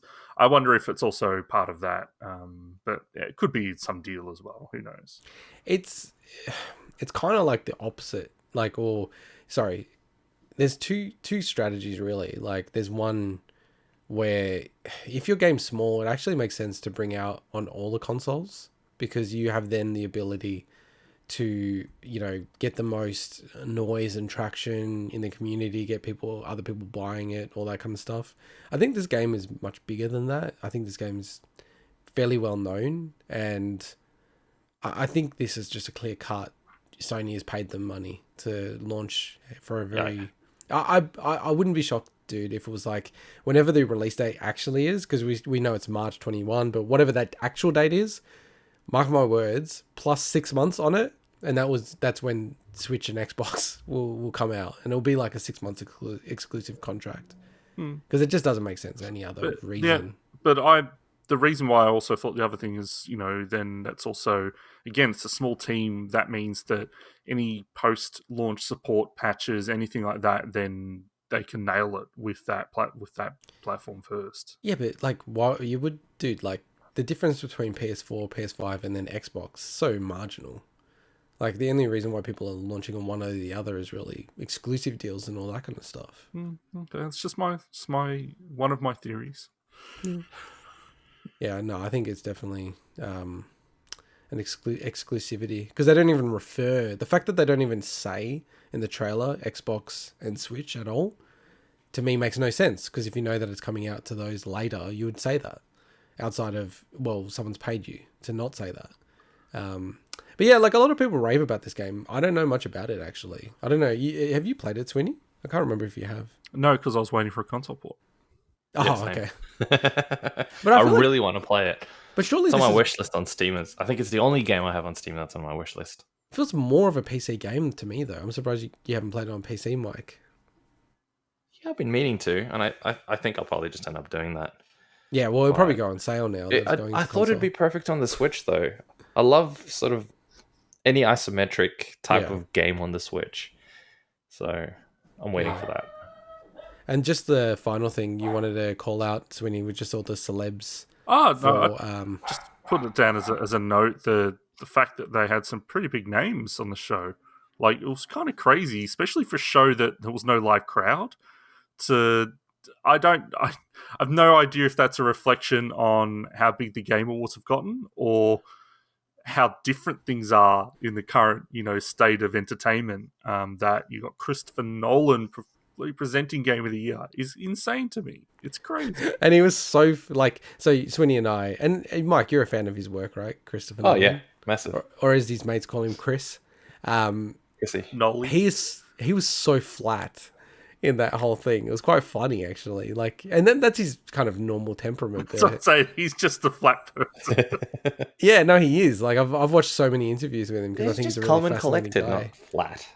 Oh, it's very flat. It wasn't animated. Like even when he announced Game of the Year, it was just very like nonchalant. Like Last of Us Part 2. And you didn't even hear him say it at first, Mike. Yeah, like what? What was it? But before you make this mistake, Swinny, I just wanted to call out your little your dirty mind Freudian slip with one of the presenters. You've got Alison Brie. Yeah, I saw that. Alison Brie presenting. I'm like, I don't know where Swinny's mind is. She was on this? She wasn't. Wait.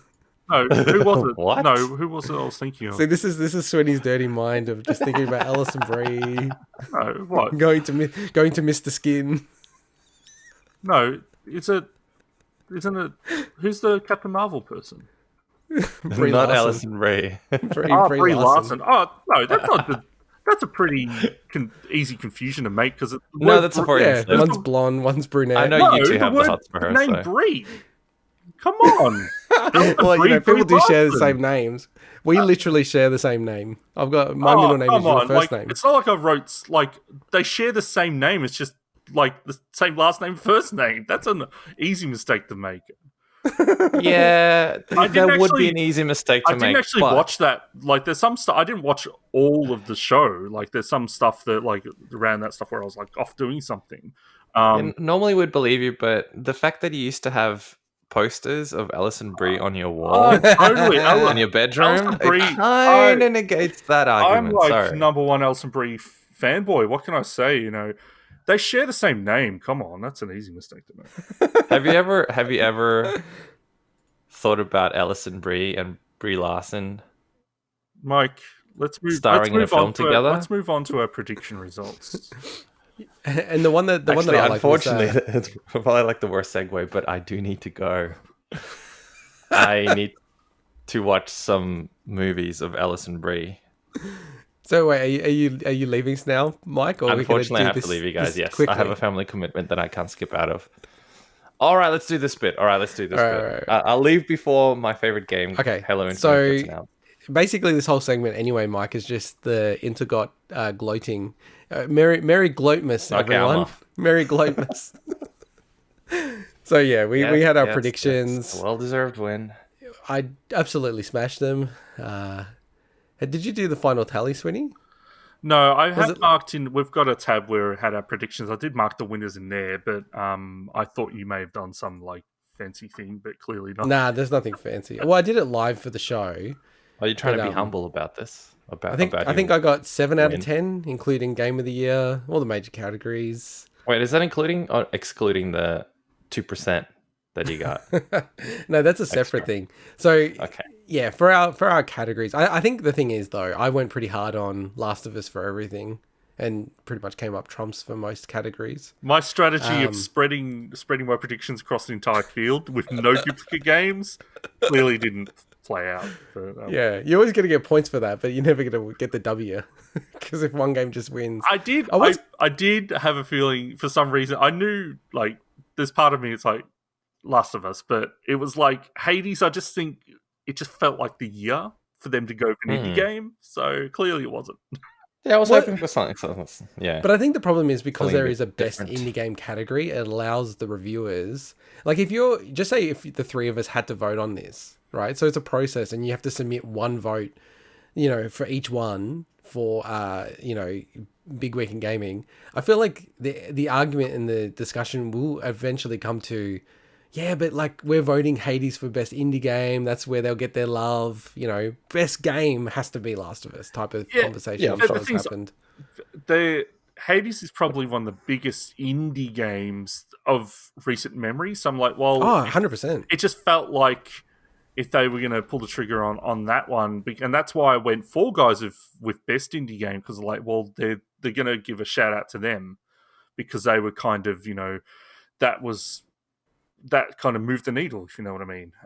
So it was, but clearly you were on the money. You got your chicken dinners. Always go for the safe bet. Your chicken dinners, and got my winner chicken dinner. Hope you choke on the bone.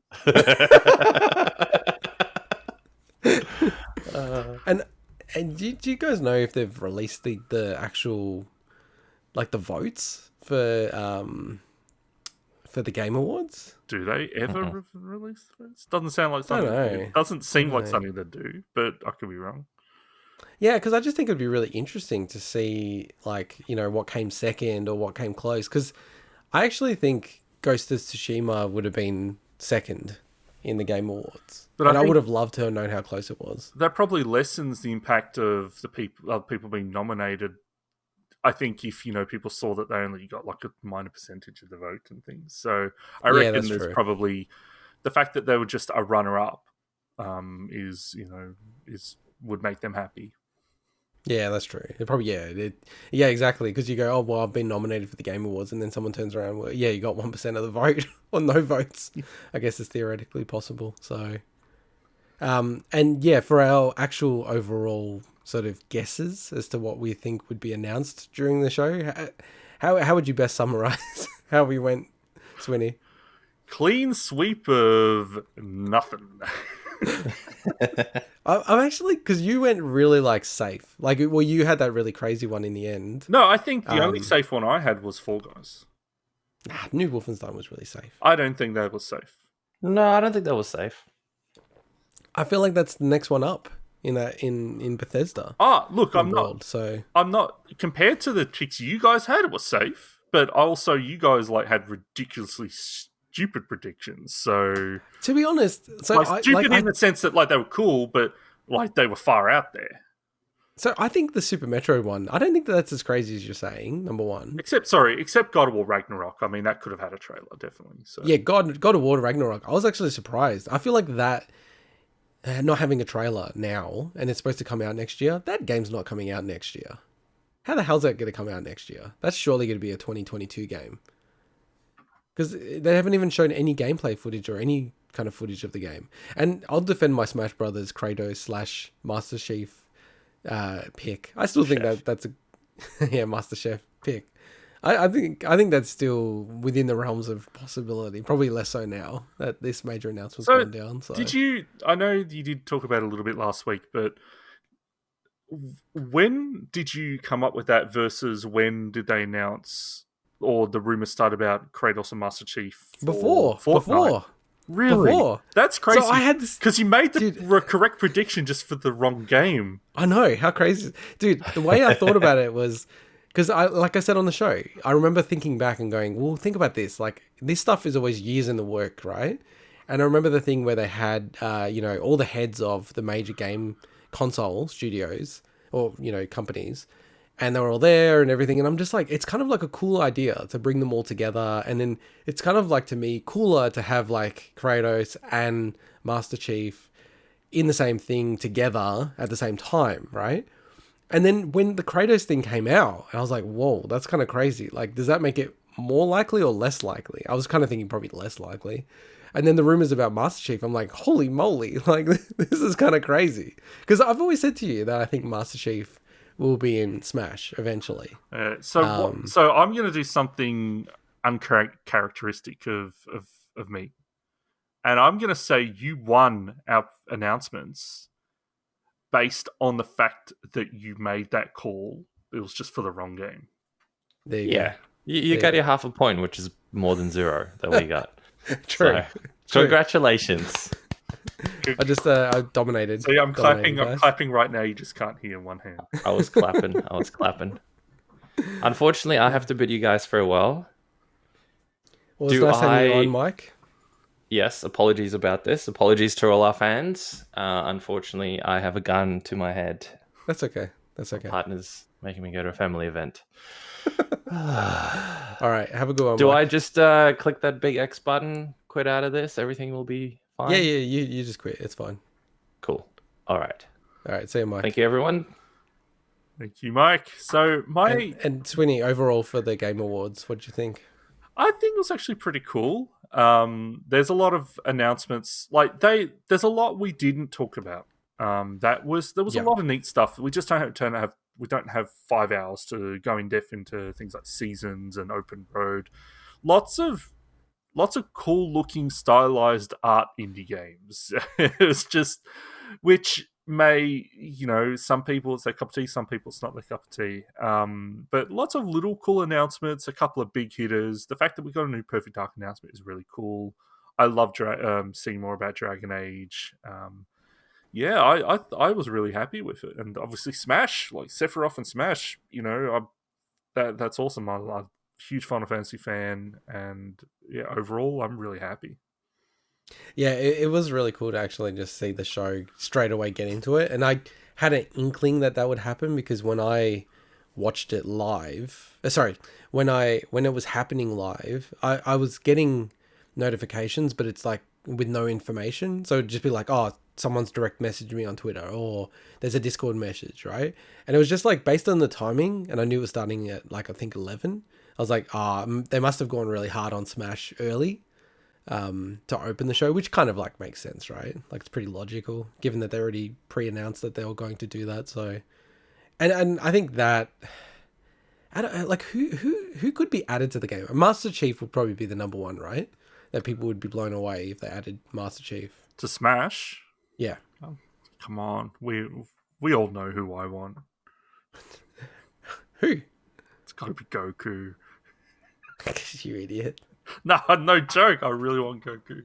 I want to break down the wall. I want to break down the wall so that anything is possible at that point. It's like, just but it's just on that though, because you know how Fortnite is basically become a Smash third-person shooter, or battle royale version, but of any media, So I'm a big fan of The Mandalorian, and Mandalorian is in that game. The Child. Does that mean we're going to get Travis Scott in Smash in the future? I don't know. I actually like how it's just video games. Like I was kind of a bit like about that before, but I actually like that it's kind of pure in that way, and it's got like some kind of rules around it. But yeah, no, but just going back to be serious for a sec, like who do you think out of the video game characters? Clarify. I had to limit it. Originating from video games. I still want Paper Mario. I really want Paper Mario. Yeah, but people would hate that. I'm saying, what would people get hyped about? Those people. I want a character that's got a potential for a really cool, unique moveset, and Paper Mario has that. So, okay. Can I lay out what would be the number one hypest announcement that they could possipossibly make? Okay, suddenly this turned into a Smash segment as soon as Mike. I know. Well, Mike's gone, so we can go hard. Rip the Band-Aid off. Because I do want to get back to the overall thoughts, but we've gone down this rabbit hole. So I got this thing in my mind. So I've got this idea that, and I don't know about the setup. I gotta, maybe it's like a bit of a Metroid-y theme. If you can imagine like the laboratory, all that kind of stuff. And then there's like a little dude in the corner, and it turns around to him, and it actually is Gordon Freeman, right? And then he turns around, and then he puts up like the number 3 with his hand, and then it goes into a Half-Life 3 trailer, that would be the hypest Smash thing ever. As in a Smash, it's a fake Smash trailer. No, it's like he actually gets into Smash, and then they also reveal Half-Life 3. Okay. That you couldn't beat that. Surely that would be the number one. Not sure if Valve would do that, but yeah. Overall thoughts. It was pretty cool watching it. It's just like, and it's the exact same criticism for the Oscars. It's just way too long. Like, what is it, about 3.5 hours? It really should be like 2.5 hours, and I'm not sure how they're going to cut all the stuff out of it. Yeah, but I mean, it's a marketing machine, So I can't see it getting any shorter. That's true. Because like I was seeing someone criticize it, and like I said, like I watched it, I liked it. I really do think, out of any single day, it's the number one now in gaming in terms of most announcements, most hype around it, all that kind of stuff. I think E3 overall is, if it sticks around, will still be the number one kind of period of time where people want to announce things. But I think now it's become massive. It's actually at a bad time though, the Game Awards, don't you think? I mean, you have to have it at the end of the year, so unless you push it to next Jan, but I don't know if that's any better. But okay, so this is why I'll lay out why I think it's better. I think it makes way more sense to have the Game Awards after, so in the new year. So pretty much what they do with the Oscars, pretty much like, Hottest 100, all these kind of things, right? Most video game websites come up with the Game of the Year, like as part of their Christmas coverage or like, New Year coverage. The reason why I think it would make way more sense if they had it in January is, and this is what I said to Mike about why his guess of the Switch Pro is a terrible idea. And it's a bold guess, but I think it's a dumb guess. Now I can say that he's gone. Is that, and he won't listen to this, is that why would Nintendo, I'm a capitalist, right? I'm a business person first and foremost. Why would Nintendo announce, hello parents, here's the Switch Pro that your kid wants, and we won't release it until March next year? It makes zero sense leading into the holidays, the biggest time of year when you get to sell what you currently have on your shelves, something that's in the future. And I think just in general, it makes much more sense if the Game Awards was in January, when people are watching it, and then they can pretty much say whatever they want, announce anything, because they're not worried about hurting Christmas sales. So, that's my argument why I think it should be in January. I wonder, though, this may not be factoring their thinking whatsoever, but a lot of people, typically not next year, but are on, they're traveling, they're on holidays, they're I don't know, like people are kind of on holiday mode in January still. So I wonder if, maybe that's part of it, but I don't know.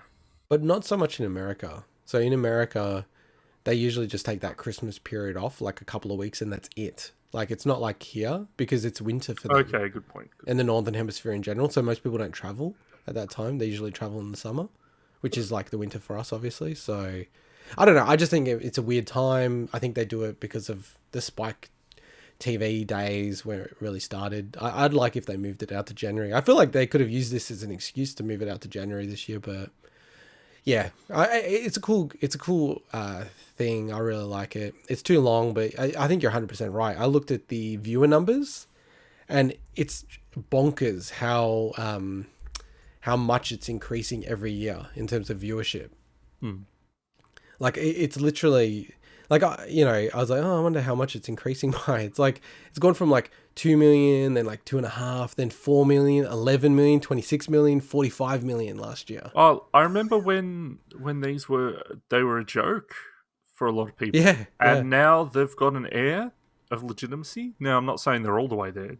Definitely not. Everyone still knows. And they outright admit that, we're going to have some integrated marketing. It's like the fact that they even said that in the pre-show, it's like, man, that's inside baseball right there. But yeah, I thought that was funny as well. But it's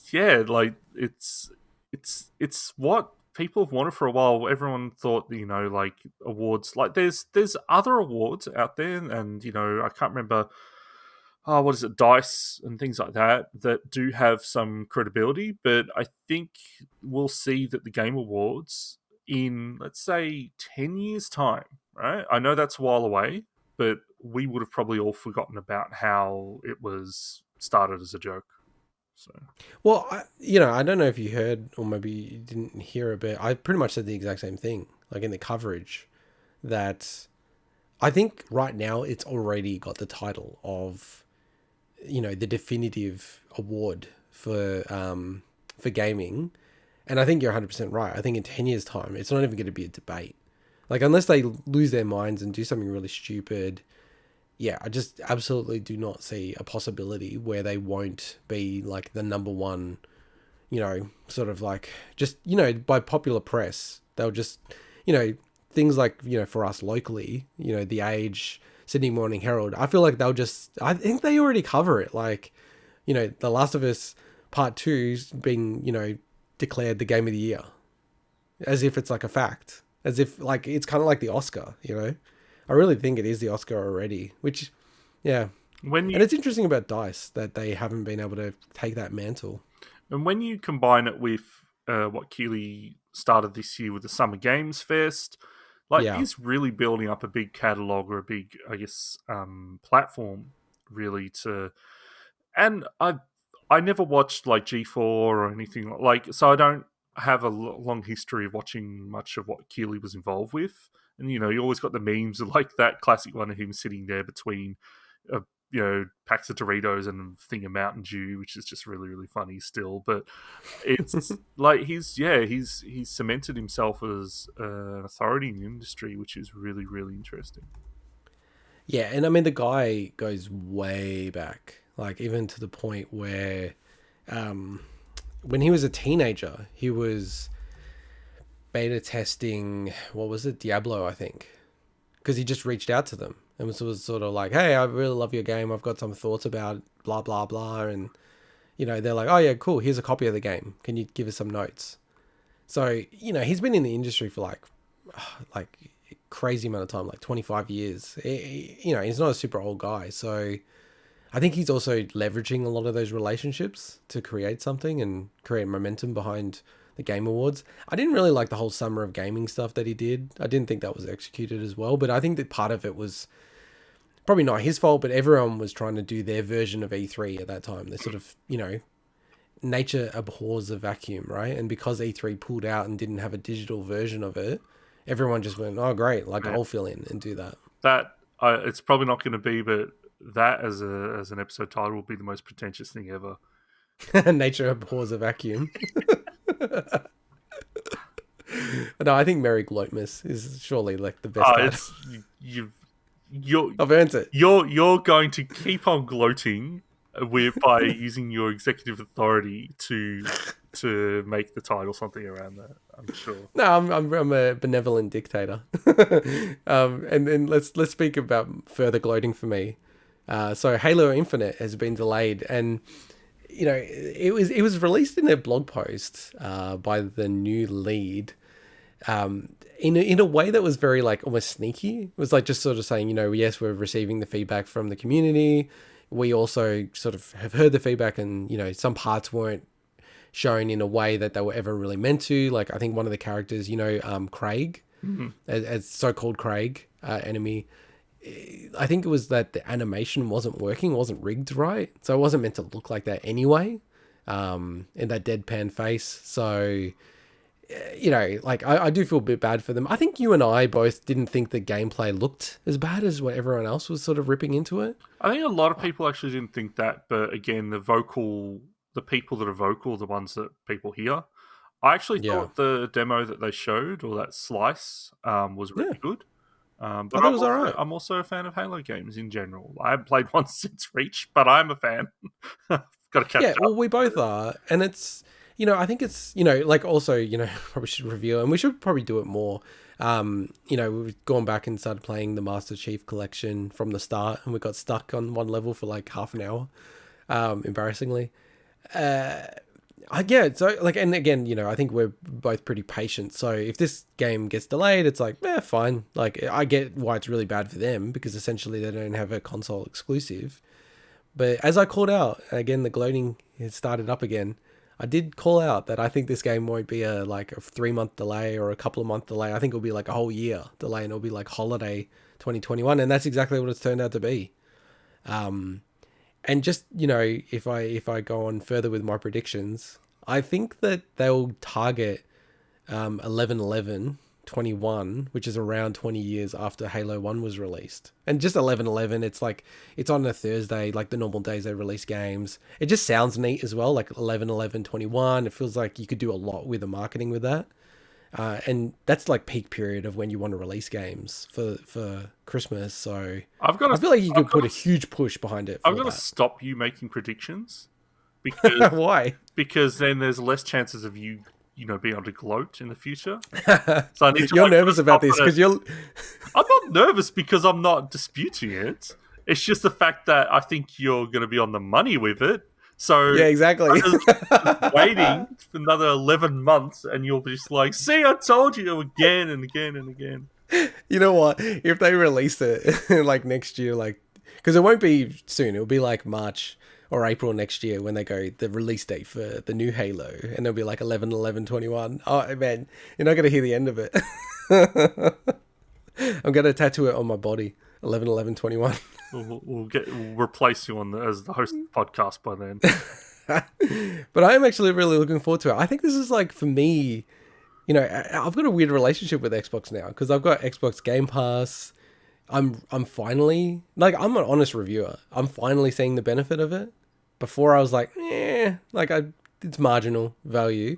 But now that I've got Jedi Fallen Order, a game that I definitely wouldn't have bought, to be honest, but I really, really wanted to play. And I think I'll really, really enjoy it. So that's just like money for jam for me there.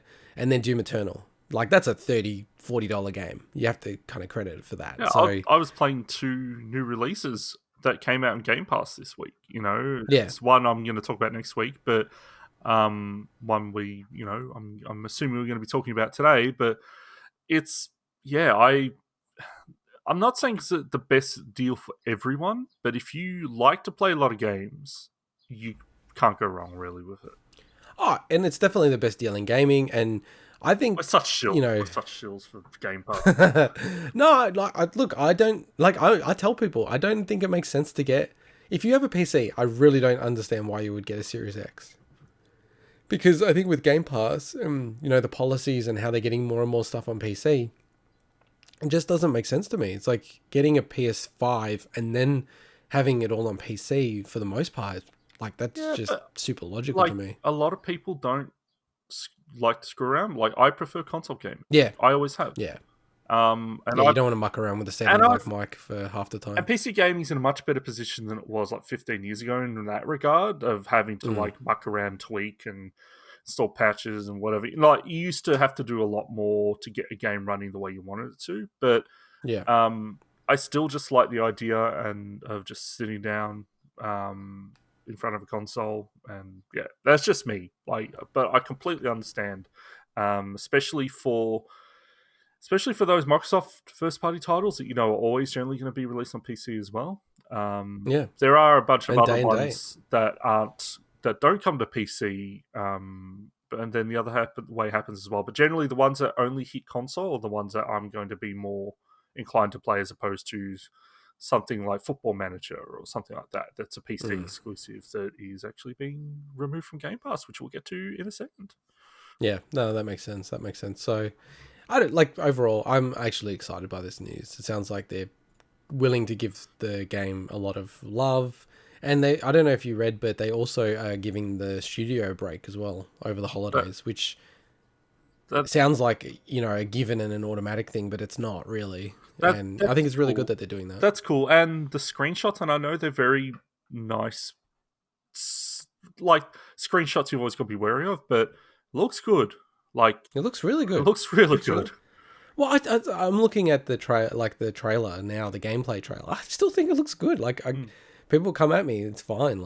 Everyone's different in how they look at things and perceive things. This is easily the most hyped I've been to play a Halo game since Reach. So yeah, I just don't want them to go, because to me, they're almost not cartoony in a Fortnite sense, but just the unrealistic cartoony world of Halo. Does that make sense what I'm sort of saying? describing it as. It's not a gritty, realistic world, right? I kind of got that from the trailer. Like, it looked right to me, the trailer. Yeah, like, the thing is, like, Halo's always got, like, the enemies, there's always a bit of slapstick there. And that turns... Yeah, I know slapstick. for a fact that's turned off Mike from ever playing Halo, is, you know, like, the grunts and stuff running around going, oh, no, he's chasing after me and stuff. I don't mind that, you know. I'm cool with I don't mind it either. So, yeah. Yeah. So look, I'm really happy that they're actually going down this path, and looking forward to it when it releases on 11/11/21. Not official, yeah, everyone. All right, let's get into my favorite segment, and there's some actual big news in the next segment. The bargain bin for this week, Sunday the 13th of December. So starting with Epic Game Store as we normally do, Pillars of Eternity Definitive Edition and Tyranny Gold Edition. Both available until next week. Get them now, add them to your library. Both fairly well regarded games, actually. Yeah, so interesting that they've gone with a dual Obsidian game. And very, very similar games in many ways, but that's interesting. Yeah, really good games. Like, again, Epic it's kind of crazy, like how much value they give people. And the thing that definitely we both want to call out is a reminder. So last year, they actually had... It started out as 12 Days of Christmas, but a lot of this was leaked. It hasn't been leaked this year. A lot of this was already leaked last year, that they were actually going to go beyond 12 Days of Christmas. But the games... So essentially what they do is once it kicks off, so this year, the 15 days of free games, it's going to start on the 17th of December. So just check your local times for that. You got to just be careful because every game's only available for 24 hours and it just disappears. So you got to, you know, for me, I know it sounds crazy, but I just set something in my diary every day. It's like, okay, I'm doing this, you know, just log in, get it, log off. But last year, and I won't go through all of the games that came out last year as part of it, but just, I mean, like, it's crazy that I have to minimize this list, but it's like Celeste, FTL, Into the Breach, you know, Talos Principle. Well, Yooka-Laylee and the Impossible Layer just had come out, really. Like, and they gave that away for free. It was insane, the amount of games they gave and the quality of games last year. So, I think the fact that they're doing the same thing again this year, the level of games that they had last year, you know, I really think that there's a chance that they'll do something like Control for free, the base edition. I would not be shocked about that. I would not be shocked if something like The Witcher 3 goes free. So yeah, it'd be really, really cool. And I'm actually glad that it hasn't leaked the list. I think last year they had it in the servers and you could just kind of basically probe around and then, oh yeah, there it is. So people knew all the games, what they were. They've kind of gotten onto that stuff because it ruins their marketing as well. So yeah, super hyped about that. That's coming out really, really shortly. So yeah, keep your eyes peeled on that. Nintendo Switch, did you want to cover these? Yeah, I'll just cover the next couple ones because they're generally my highlights. So Switch, a couple of games that I noticed are on special. Moonlighter Complete Edition is 60% off until 7th of Jan. And Monster Boy and the Cursed Kingdom is 63% off until 9th of Jan. So I've actually picked that one up. Looking forward to it. Nice. Also, a couple of highlights. PlayStation actually has some really good deals going on right now. So Elix is 83% off until the 23rd of December. If you like Eurojank RPGs, pick that one up. Deus Ex Mankind Divided is 85% off until 23rd December. And one of my favorites, Sleeping Dogs Definitive Edition, is also 85% off until 23rd December. And if anyone ever wonders why I use percentage, is because just the currency with, you know, Australia, US, it's, to me, like percentage, unless sometimes it might go, you know, it's like, oh, it's only like $1 Australian or something. But I think the only challenge with percentages, I think it's different in each region. Well, what can I say with that? So that's how they've gotten you. And one thing I wanted to shout out just before we go through our ever long and ever growing list of Xbox stuff that happens every week, that, you know, there are a lot of sales always around Christmas, and just be mindful that a lot of the times there's actual sales on Christmas Day now. Like, that's becoming almost like a new Black Friday. So if you've seen something that's gone on sale, now it's back to full RRP and you're happy to wait for a few weeks, I'd probably just hold off and keep an eye on things until Christmas. Like, Nintendo often does a special sale around Christmas or the day after Christmas. So that's just something to think about if you are really keen on a game that has gone on sale, is off sale, probably might just jump back on sale if you can wait for a few weeks. All right, now Xbox, a lot going on, as you said. So first, just to call out that we didn't cover a separate segment, but xCloud or Xbox Game Streaming, they've officially revealed that they're expanding it to PC and iOS in US spring next year, which, again, you were on the money, Intergot, with PC. I thought it'd be console next, but 'tis the season to be gloating. It really is. Tis the season to be gloating. Yeah, so I'm actually really excited about this. So this is Q2 2021. So it's about the same time as when Australia gets fully activated for xCloud. So, I'm not going to get invited to this beta. Microsoft hate me. They know I don't recommend buying a Series X. Just use a PC with Game Pass. So they're onto me. They hate me now. But yeah, I'm really pumped about this actually, because I think there might be games that I can't play because they're console games on Game Pass, but they will be on xCloud. So maybe an avenue for me to play some of these games that I can't get access to. So we've also got a lot of Game Pass announcements, and it's probably not the end of it. We'll probably get a whole bunch more for next week. So available now, we've got Mork Dread and PC and console. On 15th December, we get Skyrim on console, which is huge, which is great. Most people probably own Skyrim by now on some platform. Yeah, it's for the 3 people that have got it. A whole bunch on the 17th of December. So we've got Beholder Complete Edition, Code Vein, which is great. Monster Train and Neoversal coming to console Game Pass. We've got Among Us and Dark Pictures Anthology Man of Medan coming to PC Game Pass. And on both PC and console, on 17th of December, you got MotoGP 20 and Wilmot's Warehouse. Now, Microsoft also announced a whole bunch of stuff that are quite far ahead. 5th of Jan, Killer Queen Black is coming to console. We know, not sure about PC yet. So that's 5th of Jan. But then they also announced, oh my god, so I said a little while ago that I started Yakuza Kiwami 1, and I'm like, I'm going to play through the Yakuza games, but I'm not sure when how I'm going to play through like the middle games in the series. And Microsoft have fixed that. So on the heeded your call. Yeah, 28th of Jan, Yakuza 3, 4, and 5, the remastered versions, are going to be added to PC and console Game Pass on 28th of Jan, which is great. And on the 25th of March, so they've announced something that far ahead, Yakuza 6 is also coming to PC and console Game Pass. So essentially, when you add that in with Kiwami 1 and 2 and Yakuza 0, that's other than the feudal Yakuza game they did, that's the whole series there.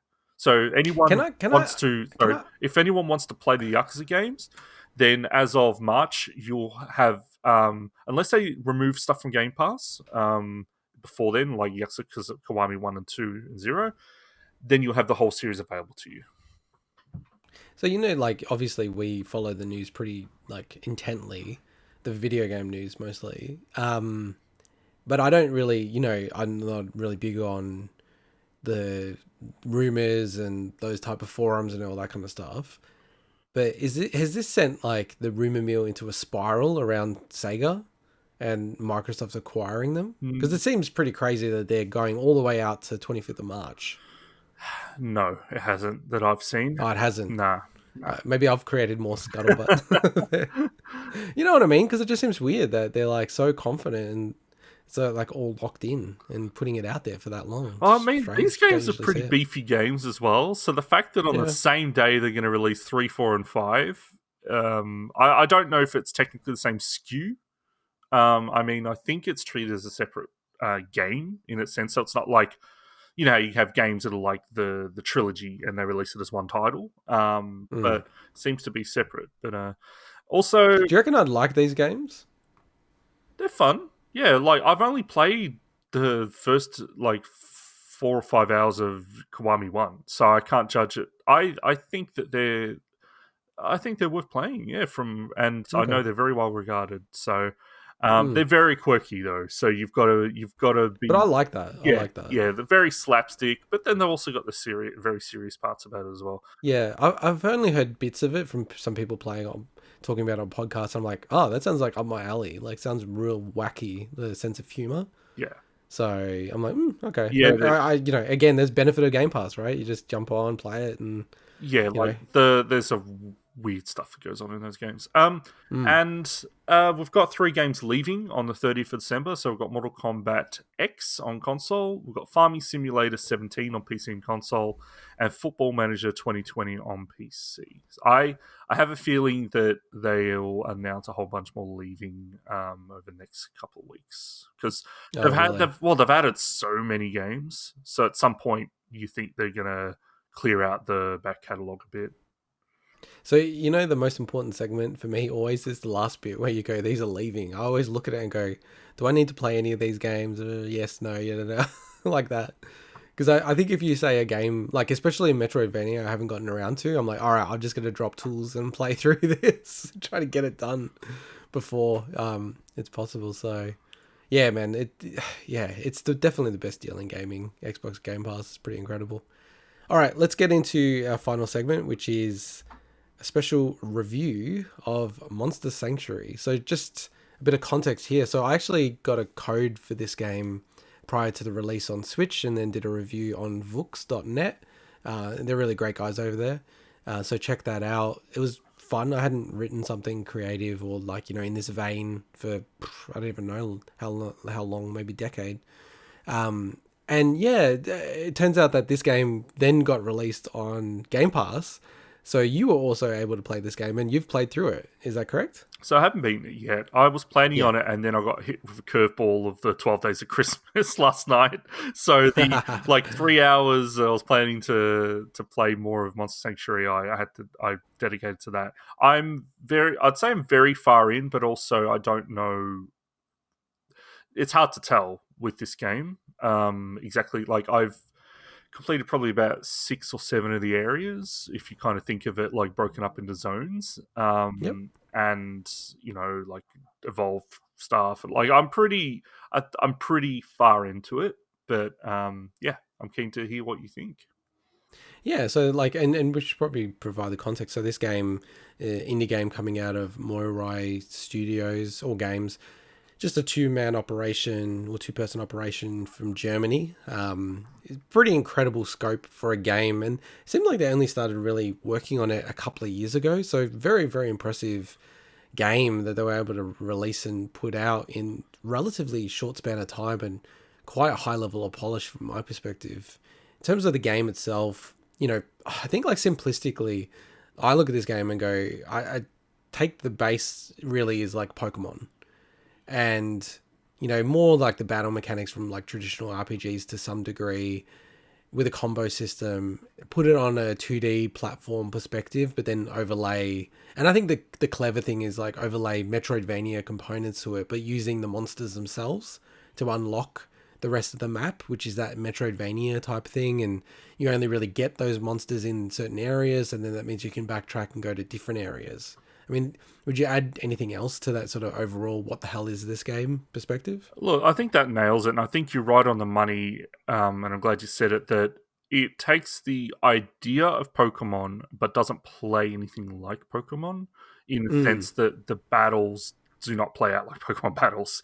No. But the idea of, okay, I've got a collection of monsters, and you can say, okay, out of the 30 plus that I've collected so far, I'm going to work on this core group of 6. And you'll have 3 at a time, and then some battles you'll be able to swap between. It's basically, you can swap between them at any time, but some of them are set up specifically so that, it's like 6-on-6 battles at some point, but you're only ever using 3 at once. So. And before we go into deep dive and different aspects of the game, it was kind of interesting as well, because we normally don't give a point score on our podcast, and when we review things, if anything, we do that whole scaling. It's on that spectrum, how close is it to the perfect of that sort of genre? And I'd probably still put it into the monster catcher genre, if I had to put it somewhere. But because Vux, it's like a Metacritic partner, it will go to Metacritic. It has to be a 10-point scale minimum. So it's oh God, I actually found it hard because, just jumping the gun, to me, this game, I'd give it a 7.5 out of 10 if I could, but that's not how Vux works. They only do 7 or an 8. And I'd probably go like if I go even more granular, I'd probably go like 76, 77 for this game. Like if you were in my shoes, what number would you give it? It's all subjective, right? I don't know. I reckon so far this is probably a 9. Oh wow! I was just having a swig of my black coffee when you said that. I Really? think this game is awesome. Out of the old school IGN, like out of 100, you would have given it 90. I love this game. Like, I think this game wow. this game shocked me by how good it is. Yeah, I agree. I was like, what is this game? Like, how...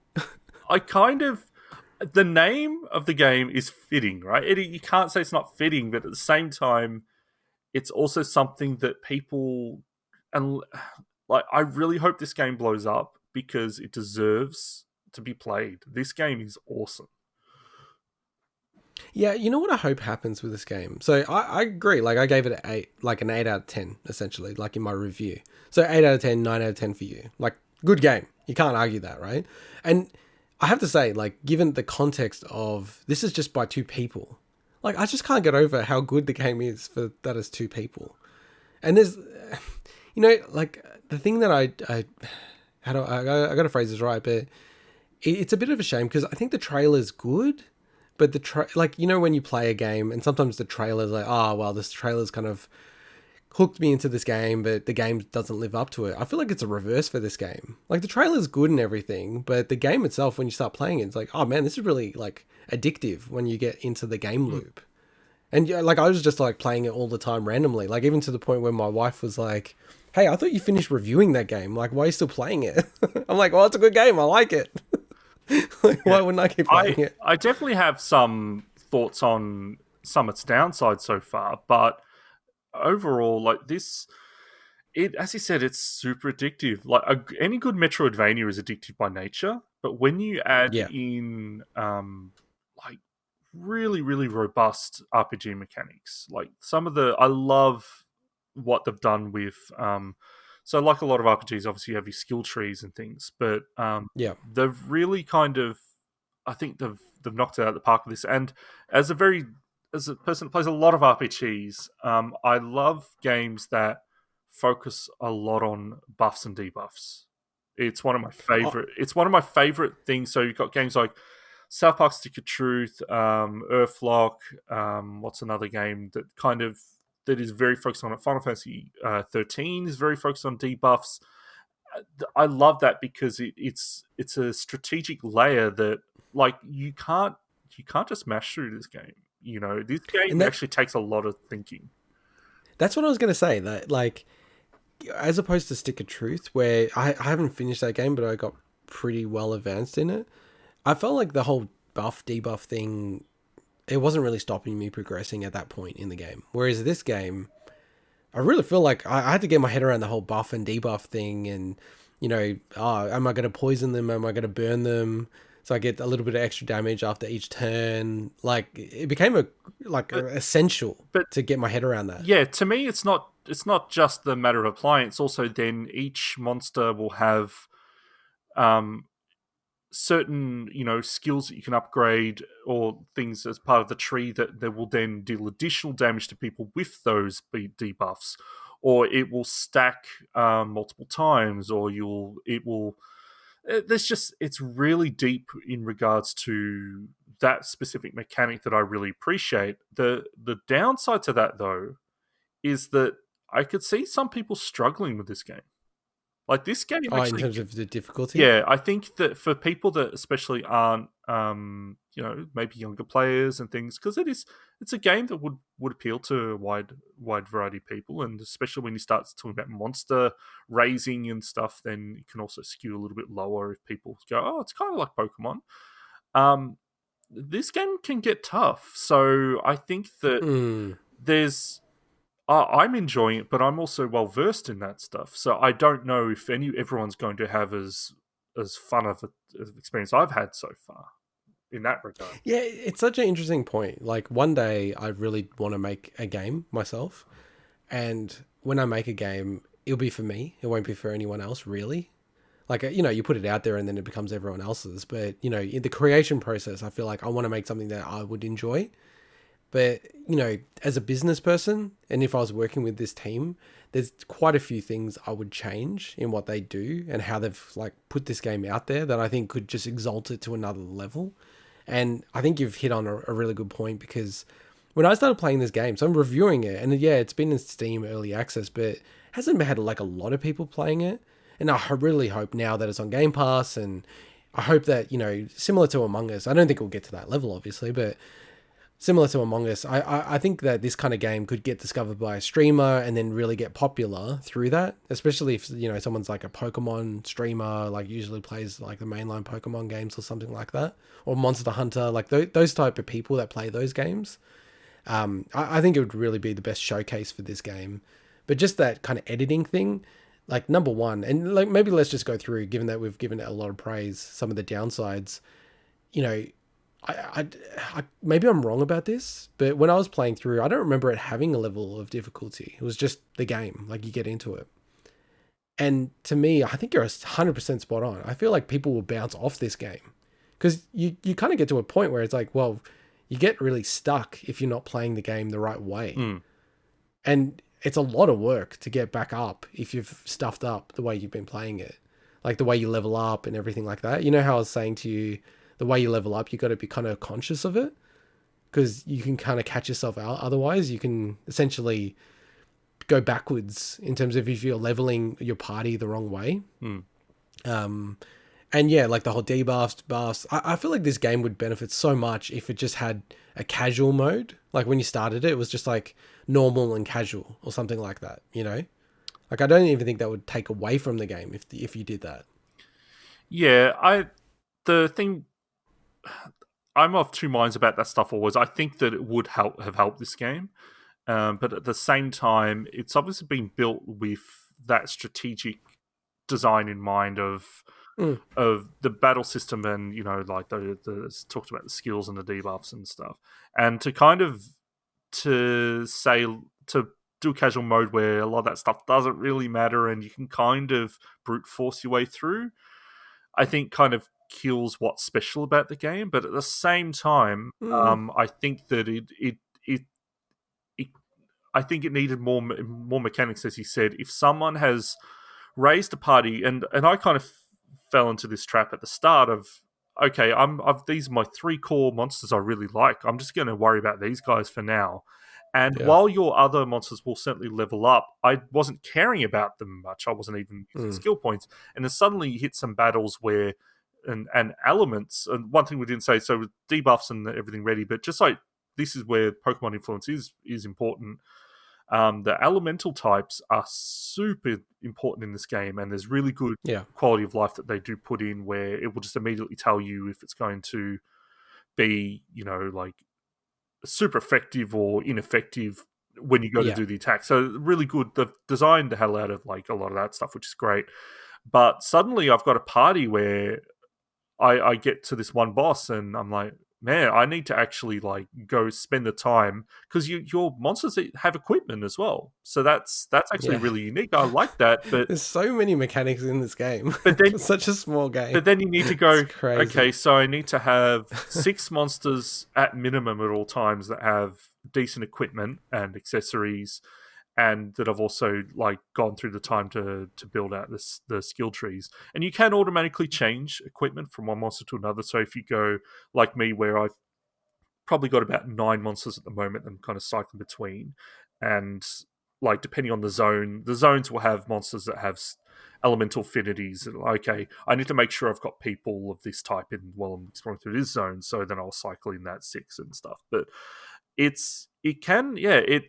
can be tough, and honestly, probably my least favorite thing about the game is that even in battles where I feel like I'm set up well for it, some of the fights can drag. Like some of them go for ages, and it's just, so I think that some of the enemies, like the regular mobs, just needed to be less HP sponges. Even when I'm doing like effective attacks and debuffing them, stacking bleed 10 times on them, and it just still can take ages. I understand that for bosses, or they call them champion monsters, but that does sometimes take a while. Yeah, and especially when regular mobs have like healing properties. So you're like knocking them out, and then they're like, oh, they're coming back and healing the rest of the party. It's like, oh my god, and you can't fast forward or skip their attacks. You know, I understand maybe you don't skip yours, but you know, there's a lot of quality of life. And again, I gave it an 8 out of 10. You gave it a 9 out of 10. This is a good game. It's a really, really good game actually. If you have Game Pass, you should play this. Like, jump on and play it. It's good fun. There's just a few things like that, and one thing I want to touch on, and I didn't touch on in my review, and I thought a lot about it, was the soundtrack. Now, I do actually like the music in this game, but I'm not a huge fan of it once it's played over and over and over again. And it didn't hit me well once I'd been hearing it, for hours, because it felt very repetitive, and it felt like that type of music that grates like after a while. Personally, it's a subjective thing, I guess, but as opposed to Pokemon, I could have that music on all the time and that never bothers me, or Zelda, or and it's probably an unfair comparison obviously, but how did that hit you? Or were you listening to a podcast when you were grinding through this game? So I actually like the music, but the music feels like it's a mishmash of so many games to me. There's a certain zone that just reminds me so much of Super Metroid music. There's a zone that reminds me so much of Minecraft music. And I'm like, man, if I like it, but it doesn't feel cohesive in that sense. Yes. And I think that's a really good way to say it. Just one mention about that, before I forget about that battle speed. The first thing people should do in this game is go in the options and turn the battle speed up to max, like 2 times. Oh, wait, are you kidding me that there's an option? Yes, there is an option. I don't think it has it on the Switch. Well, it'd surprise me if it's not on the Switch. It's on the Xbox version. But yeah, I'm actually gonna turn my Switch on right now. You can do that. Yeah, that is gonna annoy me so much if that is there, and I didn't know that. It's like double speed or something. Yeah. Because I'm literally booting up my Switch while you're talking about that's this. The first thing I always do is because especially I did the first few battles. I'm like, man, these enemy attacks are taking a while. I'm gonna check, and battle speed was an option. So, dude, I'm gonna this is gonna be my live reaction. Keep going. I mean, this is where your expertise in RPGs and all that kind of stuff. I mean, options are in every game. It's not just RPG. I'm just joking around, but so far I'm really liking it. I haven't finished it yet, unlike you. I'm keen to know what the end game or the extra challenges are like. In terms of difficulty, I will be playing through and completing this twice. So, you are? Well, because there's a PC achievement list as well as an Xbox achievement. So, man, you really like this game. I'm glad. I didn't know how it hit you. I think it's great. As soon as I saw those skill trees and saw what's in them, not just the fact that the skill trees, but the fact that they had, like, any RPG that has a bleed debuff is wins me over straight away. Bleed is like my favorite status effect in any, whether or not it's Dark Souls or, as I mentioned before, Earthlock, and of course with South Park Stick of Truth, you had the famous one there with Kyle doing the bleed attacks and stuff. But you found it yet? No, it's just loading now. It's options. Oh my god, combat speed. And it's weird, the combat speed is by default 1.25. That's like so annoying to me. Like, it actually, to be fair though, like, it actually is gonna there's an alternate battle theme as well. I should listen to that. Oh my god, that's like super annoying, to be honest. But that's cool. I'm actually more inclined to play this game, like, and keep going back to it. So, like, I was talking to you about it. I'm kind of like debating whether to try to 100% this game, because there's a lot in this game, man. There's a lot in this game. Please do, so you can tell me the tips and tricks for beating like the hard battles and stuff. Yeah, I like, honestly, I think like this game is like a 50-hour game if you 100% it. It's a pretty long game. Like, it actually shocked me. Probably longer for me because of the battle thing that I just learnt. Well, a lot of people won't go and change those options. So you've got to assume that for some people it's going to take the same amount of time. Well, and I've never reviewed a game formally, or whatever you want to call it, but I thought it'd be fair to just play it the way they've presented it, rather than tweak it like crazy at the start. And I probably didn't think to go back and check that thoroughly enough. There's one quality of life that I wish it had. It doesn't really make sense for most of the game, but I wish there was an auto battle for the weak mob. Oh, I agree. Yeah, I totally agree. Where it just chooses the first option that you've put. Because the game is great that it allows you within the battle to reorganize the moves of your monsters, which is really great because there's times when it's going to be a long fight and you want to set it up so that it'll always be the first option and things. But there's times when it... Oh, I didn't even know that. Wait. How do you do that? So when you're in the battle, you can rearrange the moves. Oh, I didn't know that. I'm just like telling you everything about it. Did you know? You're an RPG Did you know expert. There's secret walls that you can break? Shut up. You know what? One thing I think people wouldn't know naturally playing this game is that you can switch the monsters. So you have a party of 6, but you have a 3v3 battle, and most mobs are only 3.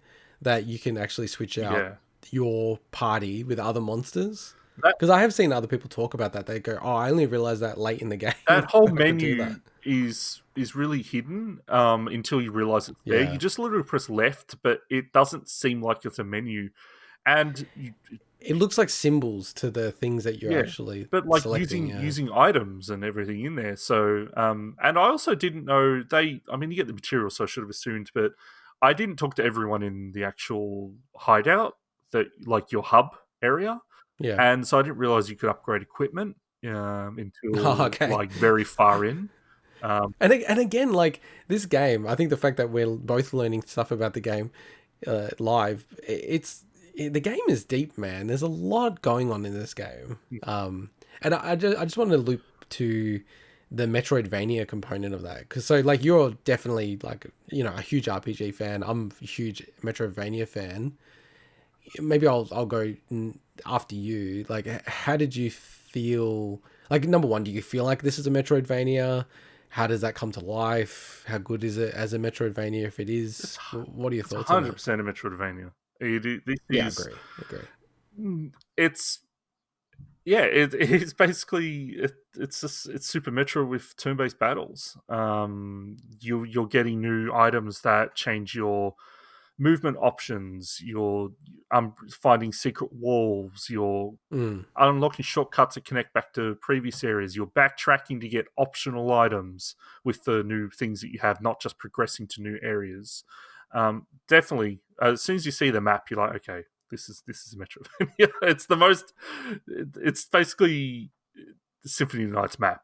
I think this is good as a Metroidvania, but again, anyone that wants to play it just as that and doesn't like the whole turn-based battling monster stuff, well, you're going to struggle if you don't fight the monsters. And just play as a platformer, you're not going to be able to get very far. So, yeah, and I think that's the thing that I find, again, going on the editing stuff, it's definitely a Metroidvania, and I think I call it sort of like a Pokemon meets Monster Catcher meets Metroidvania. The thing about the Metroidvania, though, it doesn't feel like that pure Metroidvania that I'm used to, where there's something about the way you move in Metroidvanias. It's so integral to everything you do. And it's just a bit different in this game because part of the upgrades you have happen to your character, and then other ones are the monsters themselves. So it's the combination of those two things. Whereas normally in a Metroidvania, it's your character. It's like you're getting upgraded. Now you can double jump. Now you can wall jump. Now you can do grappling hook or whatever it is. But that's like Castlevania. Castlevania uses the different things you unlock in the different games, whether or not they're familiars or the souls in those games. Yeah. So that's kind of it reminded me of that. Look, and like I said, it's definitely a Metroidvania. I just think if you're a pure Metroidvania fan, it might not click with you. And I don't think it's just the turn-based stuff. It's just something about the game. It feels not tacked on, but it's definitely not tacked on. It's just, there's some element of it. It 100% is a Metroidvania. It's just, I guess because it's not a pure Metroidvania, it's kind of, it's an interesting thing. And I think more games are becoming like that, right? Like we've even sort of had these arguments behind the scenes around Control and Jedi Fallen Order, a lot of people call that a Metroidvania. It's becoming like Dark Souls, how the Souls inspired games where they've infiltrated so many games. Like Shovel Knight has components from Dark Souls. Dark Souls actually has elements of Metroidvania as well, so. Yeah, well, yeah, very much so, very much so. So, yeah, and I'm just trying to think about the game. The probably the number one thing that I would change if I edited this game is, look, I think the difficulty is the number one thing because I think that will really bounce a lot of people off the game. But the other one is I just think the game's too long, like the way it's structured. I feel like the main campaign, the main story, what you need to get through, I think that just needed to be expedited and let you do the rest of it, like as a post-game type thing, rather than... Yeah, I just think the main campaign's way too long in this game, personally. I'm keen to see how far away I am from reaching, I guess, like the traditional end of the game, to make a judgment on that, because so far I don't feel that, but I also have no idea if suddenly there's a reverse castle like Symphony of the Night. Like I'll wait, and I'll speak to that next week because I would have played through it by then. So. Yeah, and I think that's where I was at with the game. I was like playing, I'm like, oh yeah, cool, and then I'm like, oh, I got to go through this now. I'm like, oh my god, like I didn't realize there's more. So yeah, it'd be interesting to see what you say about it, because I felt like, just given what the game is, it felt long. But then I should also say I'm not a big Pokemon fan. The only Pokemon game I've ever played is Red, or Yellow, I think. No, I think I played Red. So, and I understand that Pokemon games, the main campaigns are quite long, actually. It's like kind of a similar length to this. So I guess if you're coming from Pokemon, like, it makes a lot of sense. And I mean, like, just to wrap up the conversation, in terms of who you think this game will appeal to? Oh, that's a tough one. It is, isn't it? Yeah, right? Because I think, look, if you love RPGs, like, or JRPGs, turn-based, and you love Metroidvanias, it's an easy win there, right? But that's a specific cross section. I don't think everyone that loves Pokemon's going to love this game, but people that don't feel challenged by the Pokemon games, or feel that they don't do enough with the battle systems and they kind of want a bit more, maybe give this a shot, because this has that element of, I'm collecting these monsters and I can name them what I want and I can feed them to buff them up and I can evolve them, and things like that. It's not as expensive in that regard as Pokemon, so I don't think there's like hundreds and stuff. But but then, yeah, you want a bit more, then maybe you'll like this as well. For someone like me, that Super Metroid is one of my favorite games, and obviously I'm a huge fan of RPGs, it hit the sweet spot for me. So it's for me. It's for someone like me. Yeah, and I think that's why it's interesting, because I'm not the biggest Pokemon fan. Not against it, and I would actually be really keen to play the next mainline Pokemon game, because I just feel like hopefully they'll go a little bit harder in that game rather than what they did with Sword and Shield, like more wild areas, all that kind of stuff. But the one thing I worry about this game is that, unless you are, like you're saying, like that Venn diagram, you're like right in the middle.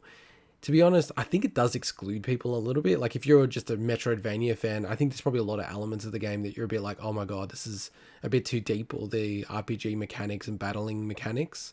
And then, yeah, if you're a casual Pokemon fan, just want to go through and collect the monsters, it's a bit too hard potentially. Like there's all these elements that I feel like puts off people with this game, which is kind of an unfortunate thing, because I don't think personally this game being hard benefits the game. Like I enjoy it, but I think overall I don't think it really benefits the game. So I would actually love if they did like a 1.1 patch of this game, put in a more casual mode for this game, and then if they were able to tighten up the campaign, like I think it would appeal to a lot more people.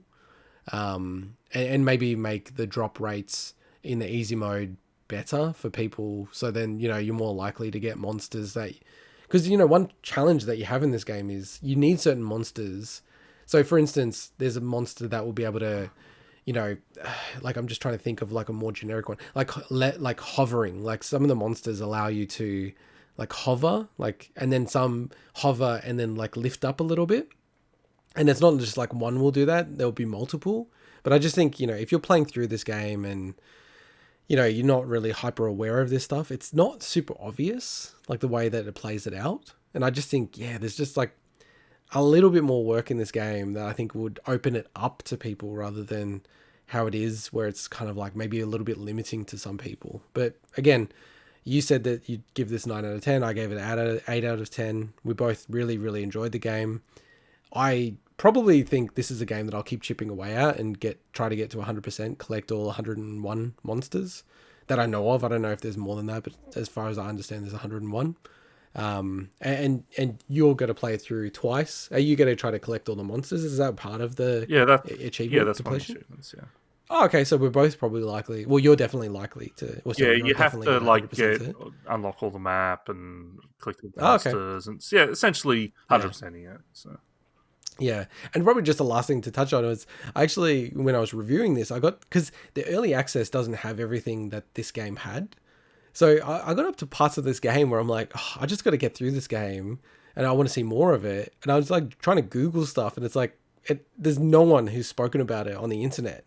I'm like, oh my god, like I feel like I've gone back to the 90s where you go through guides or something, but it doesn't have where you're up to. And I'm like, I just got to work this out myself. A lot because there's nothing else out there. there. A lot of that's always a unique challenge, especially for if I want to play a game at launch that's not super big title. But while, as you said, it's like a lot of this is based on early access info, there is a decent wiki that will probably have some general answers to what you want, but it might not have everything yet. Yeah, it has a lot of the early game stuff. I think it's really, really rich for the early game, and it's just the later stuff, it starts to get a bit vague because they're probably playing through it as well. So it's a really cool game. It's a cool community around it. Really recommend playing it. I think it's well worth picking up. It's about $30 Australian. I think it's on sale right now. So I think for that price tag, I don't know about you. Do you think that it's worth that? Yeah, I think that's definitely worth it. This, other than it being on Game Pass, I also have a feeling this is a game that is like ripe for epic free game, or like it feels like that kind of game that it's it's gonna be on all those different services at some point. Yeah, and I would love to see it highlighted on the Switch. Like one thing I would recommend these guys do at some point, or these people I should say. They should actually put it on like a really deep discount for a short window of time, because I think this game is just the type of game you just need eyeballs on it and people will look at it. Like I think the aesthetic is unreal. Like we haven't even mentioned that. The animation, and that was probably the main thing that I wanted to highlight in the written review. The animation is so good. It's so fluid. Like it actually blew me away that this is just two people working on this. It looks better than like 2D games that are built by studios. Like we just had this conversation earlier around Ghouls and Ghosts, Ghosts and Goblins Resurrected. Like put these guys in charge of that. You know what I mean? Like their animation is so much better than what they've done, in my opinion. I think it would look so much better if they did it in that kind of style. So fantastic game. Really hope that it gets more attention on it. Because it was a really good, really, really good game to play. And I think, it speaks volumes that I'm still playing it, even though I've reviewed it. So, yeah, great game. All right, well, let's get into the end of the show. I just wanted to call out before we end the show that we actually are doing a little fun segment. I forgot to mention it at the top of the show. So, next week, I believe that would make most sense because it's the last show before Christmas. We are going to be giving each other, so... I'll be giving Swinny and Mike a surprise gift as part of Christmas. And we've got to think of a name for this, Swinny. We haven't thought of a name for it yet. And the key component is games that we know the person doesn't typically play or hasn't played, but typically wouldn't play, but we think they'd enjoy it. So not just a shit game that we think they'd hate. It's something that it's probably out of their wheelhouse a little bit, but we think they would enjoy it. So I've got to avoid RPG, obviously, for you, or just at least have light RPG mechanics. And then for Mike, I don't know. I've been thinking about what to get him. Get him a fighting game. I literally was actually thinking about that. I was thinking Rivals. But I thought, no, you know what? He's so bitter with that kind of stuff, he wouldn't even play it. And then the trick is that it's like a $50 Australian budget maximum. So that, yeah, one game could be 30, the other game could be 20. So the one tricky thing that we'll have to work through is how we can try to avoid buying games for each other that we already own. So I think that will be the biggest, almost one of the biggest challenges that we have. So tune in next week. If you want to help out the show, obviously hit us up, positive reviews, 5 stars, always like and subscribe, comments in the YouTube channel. And then, join us next week for the last show before Christmas. It would be exciting. And that's it for this week. Bye-bye. Sayonara.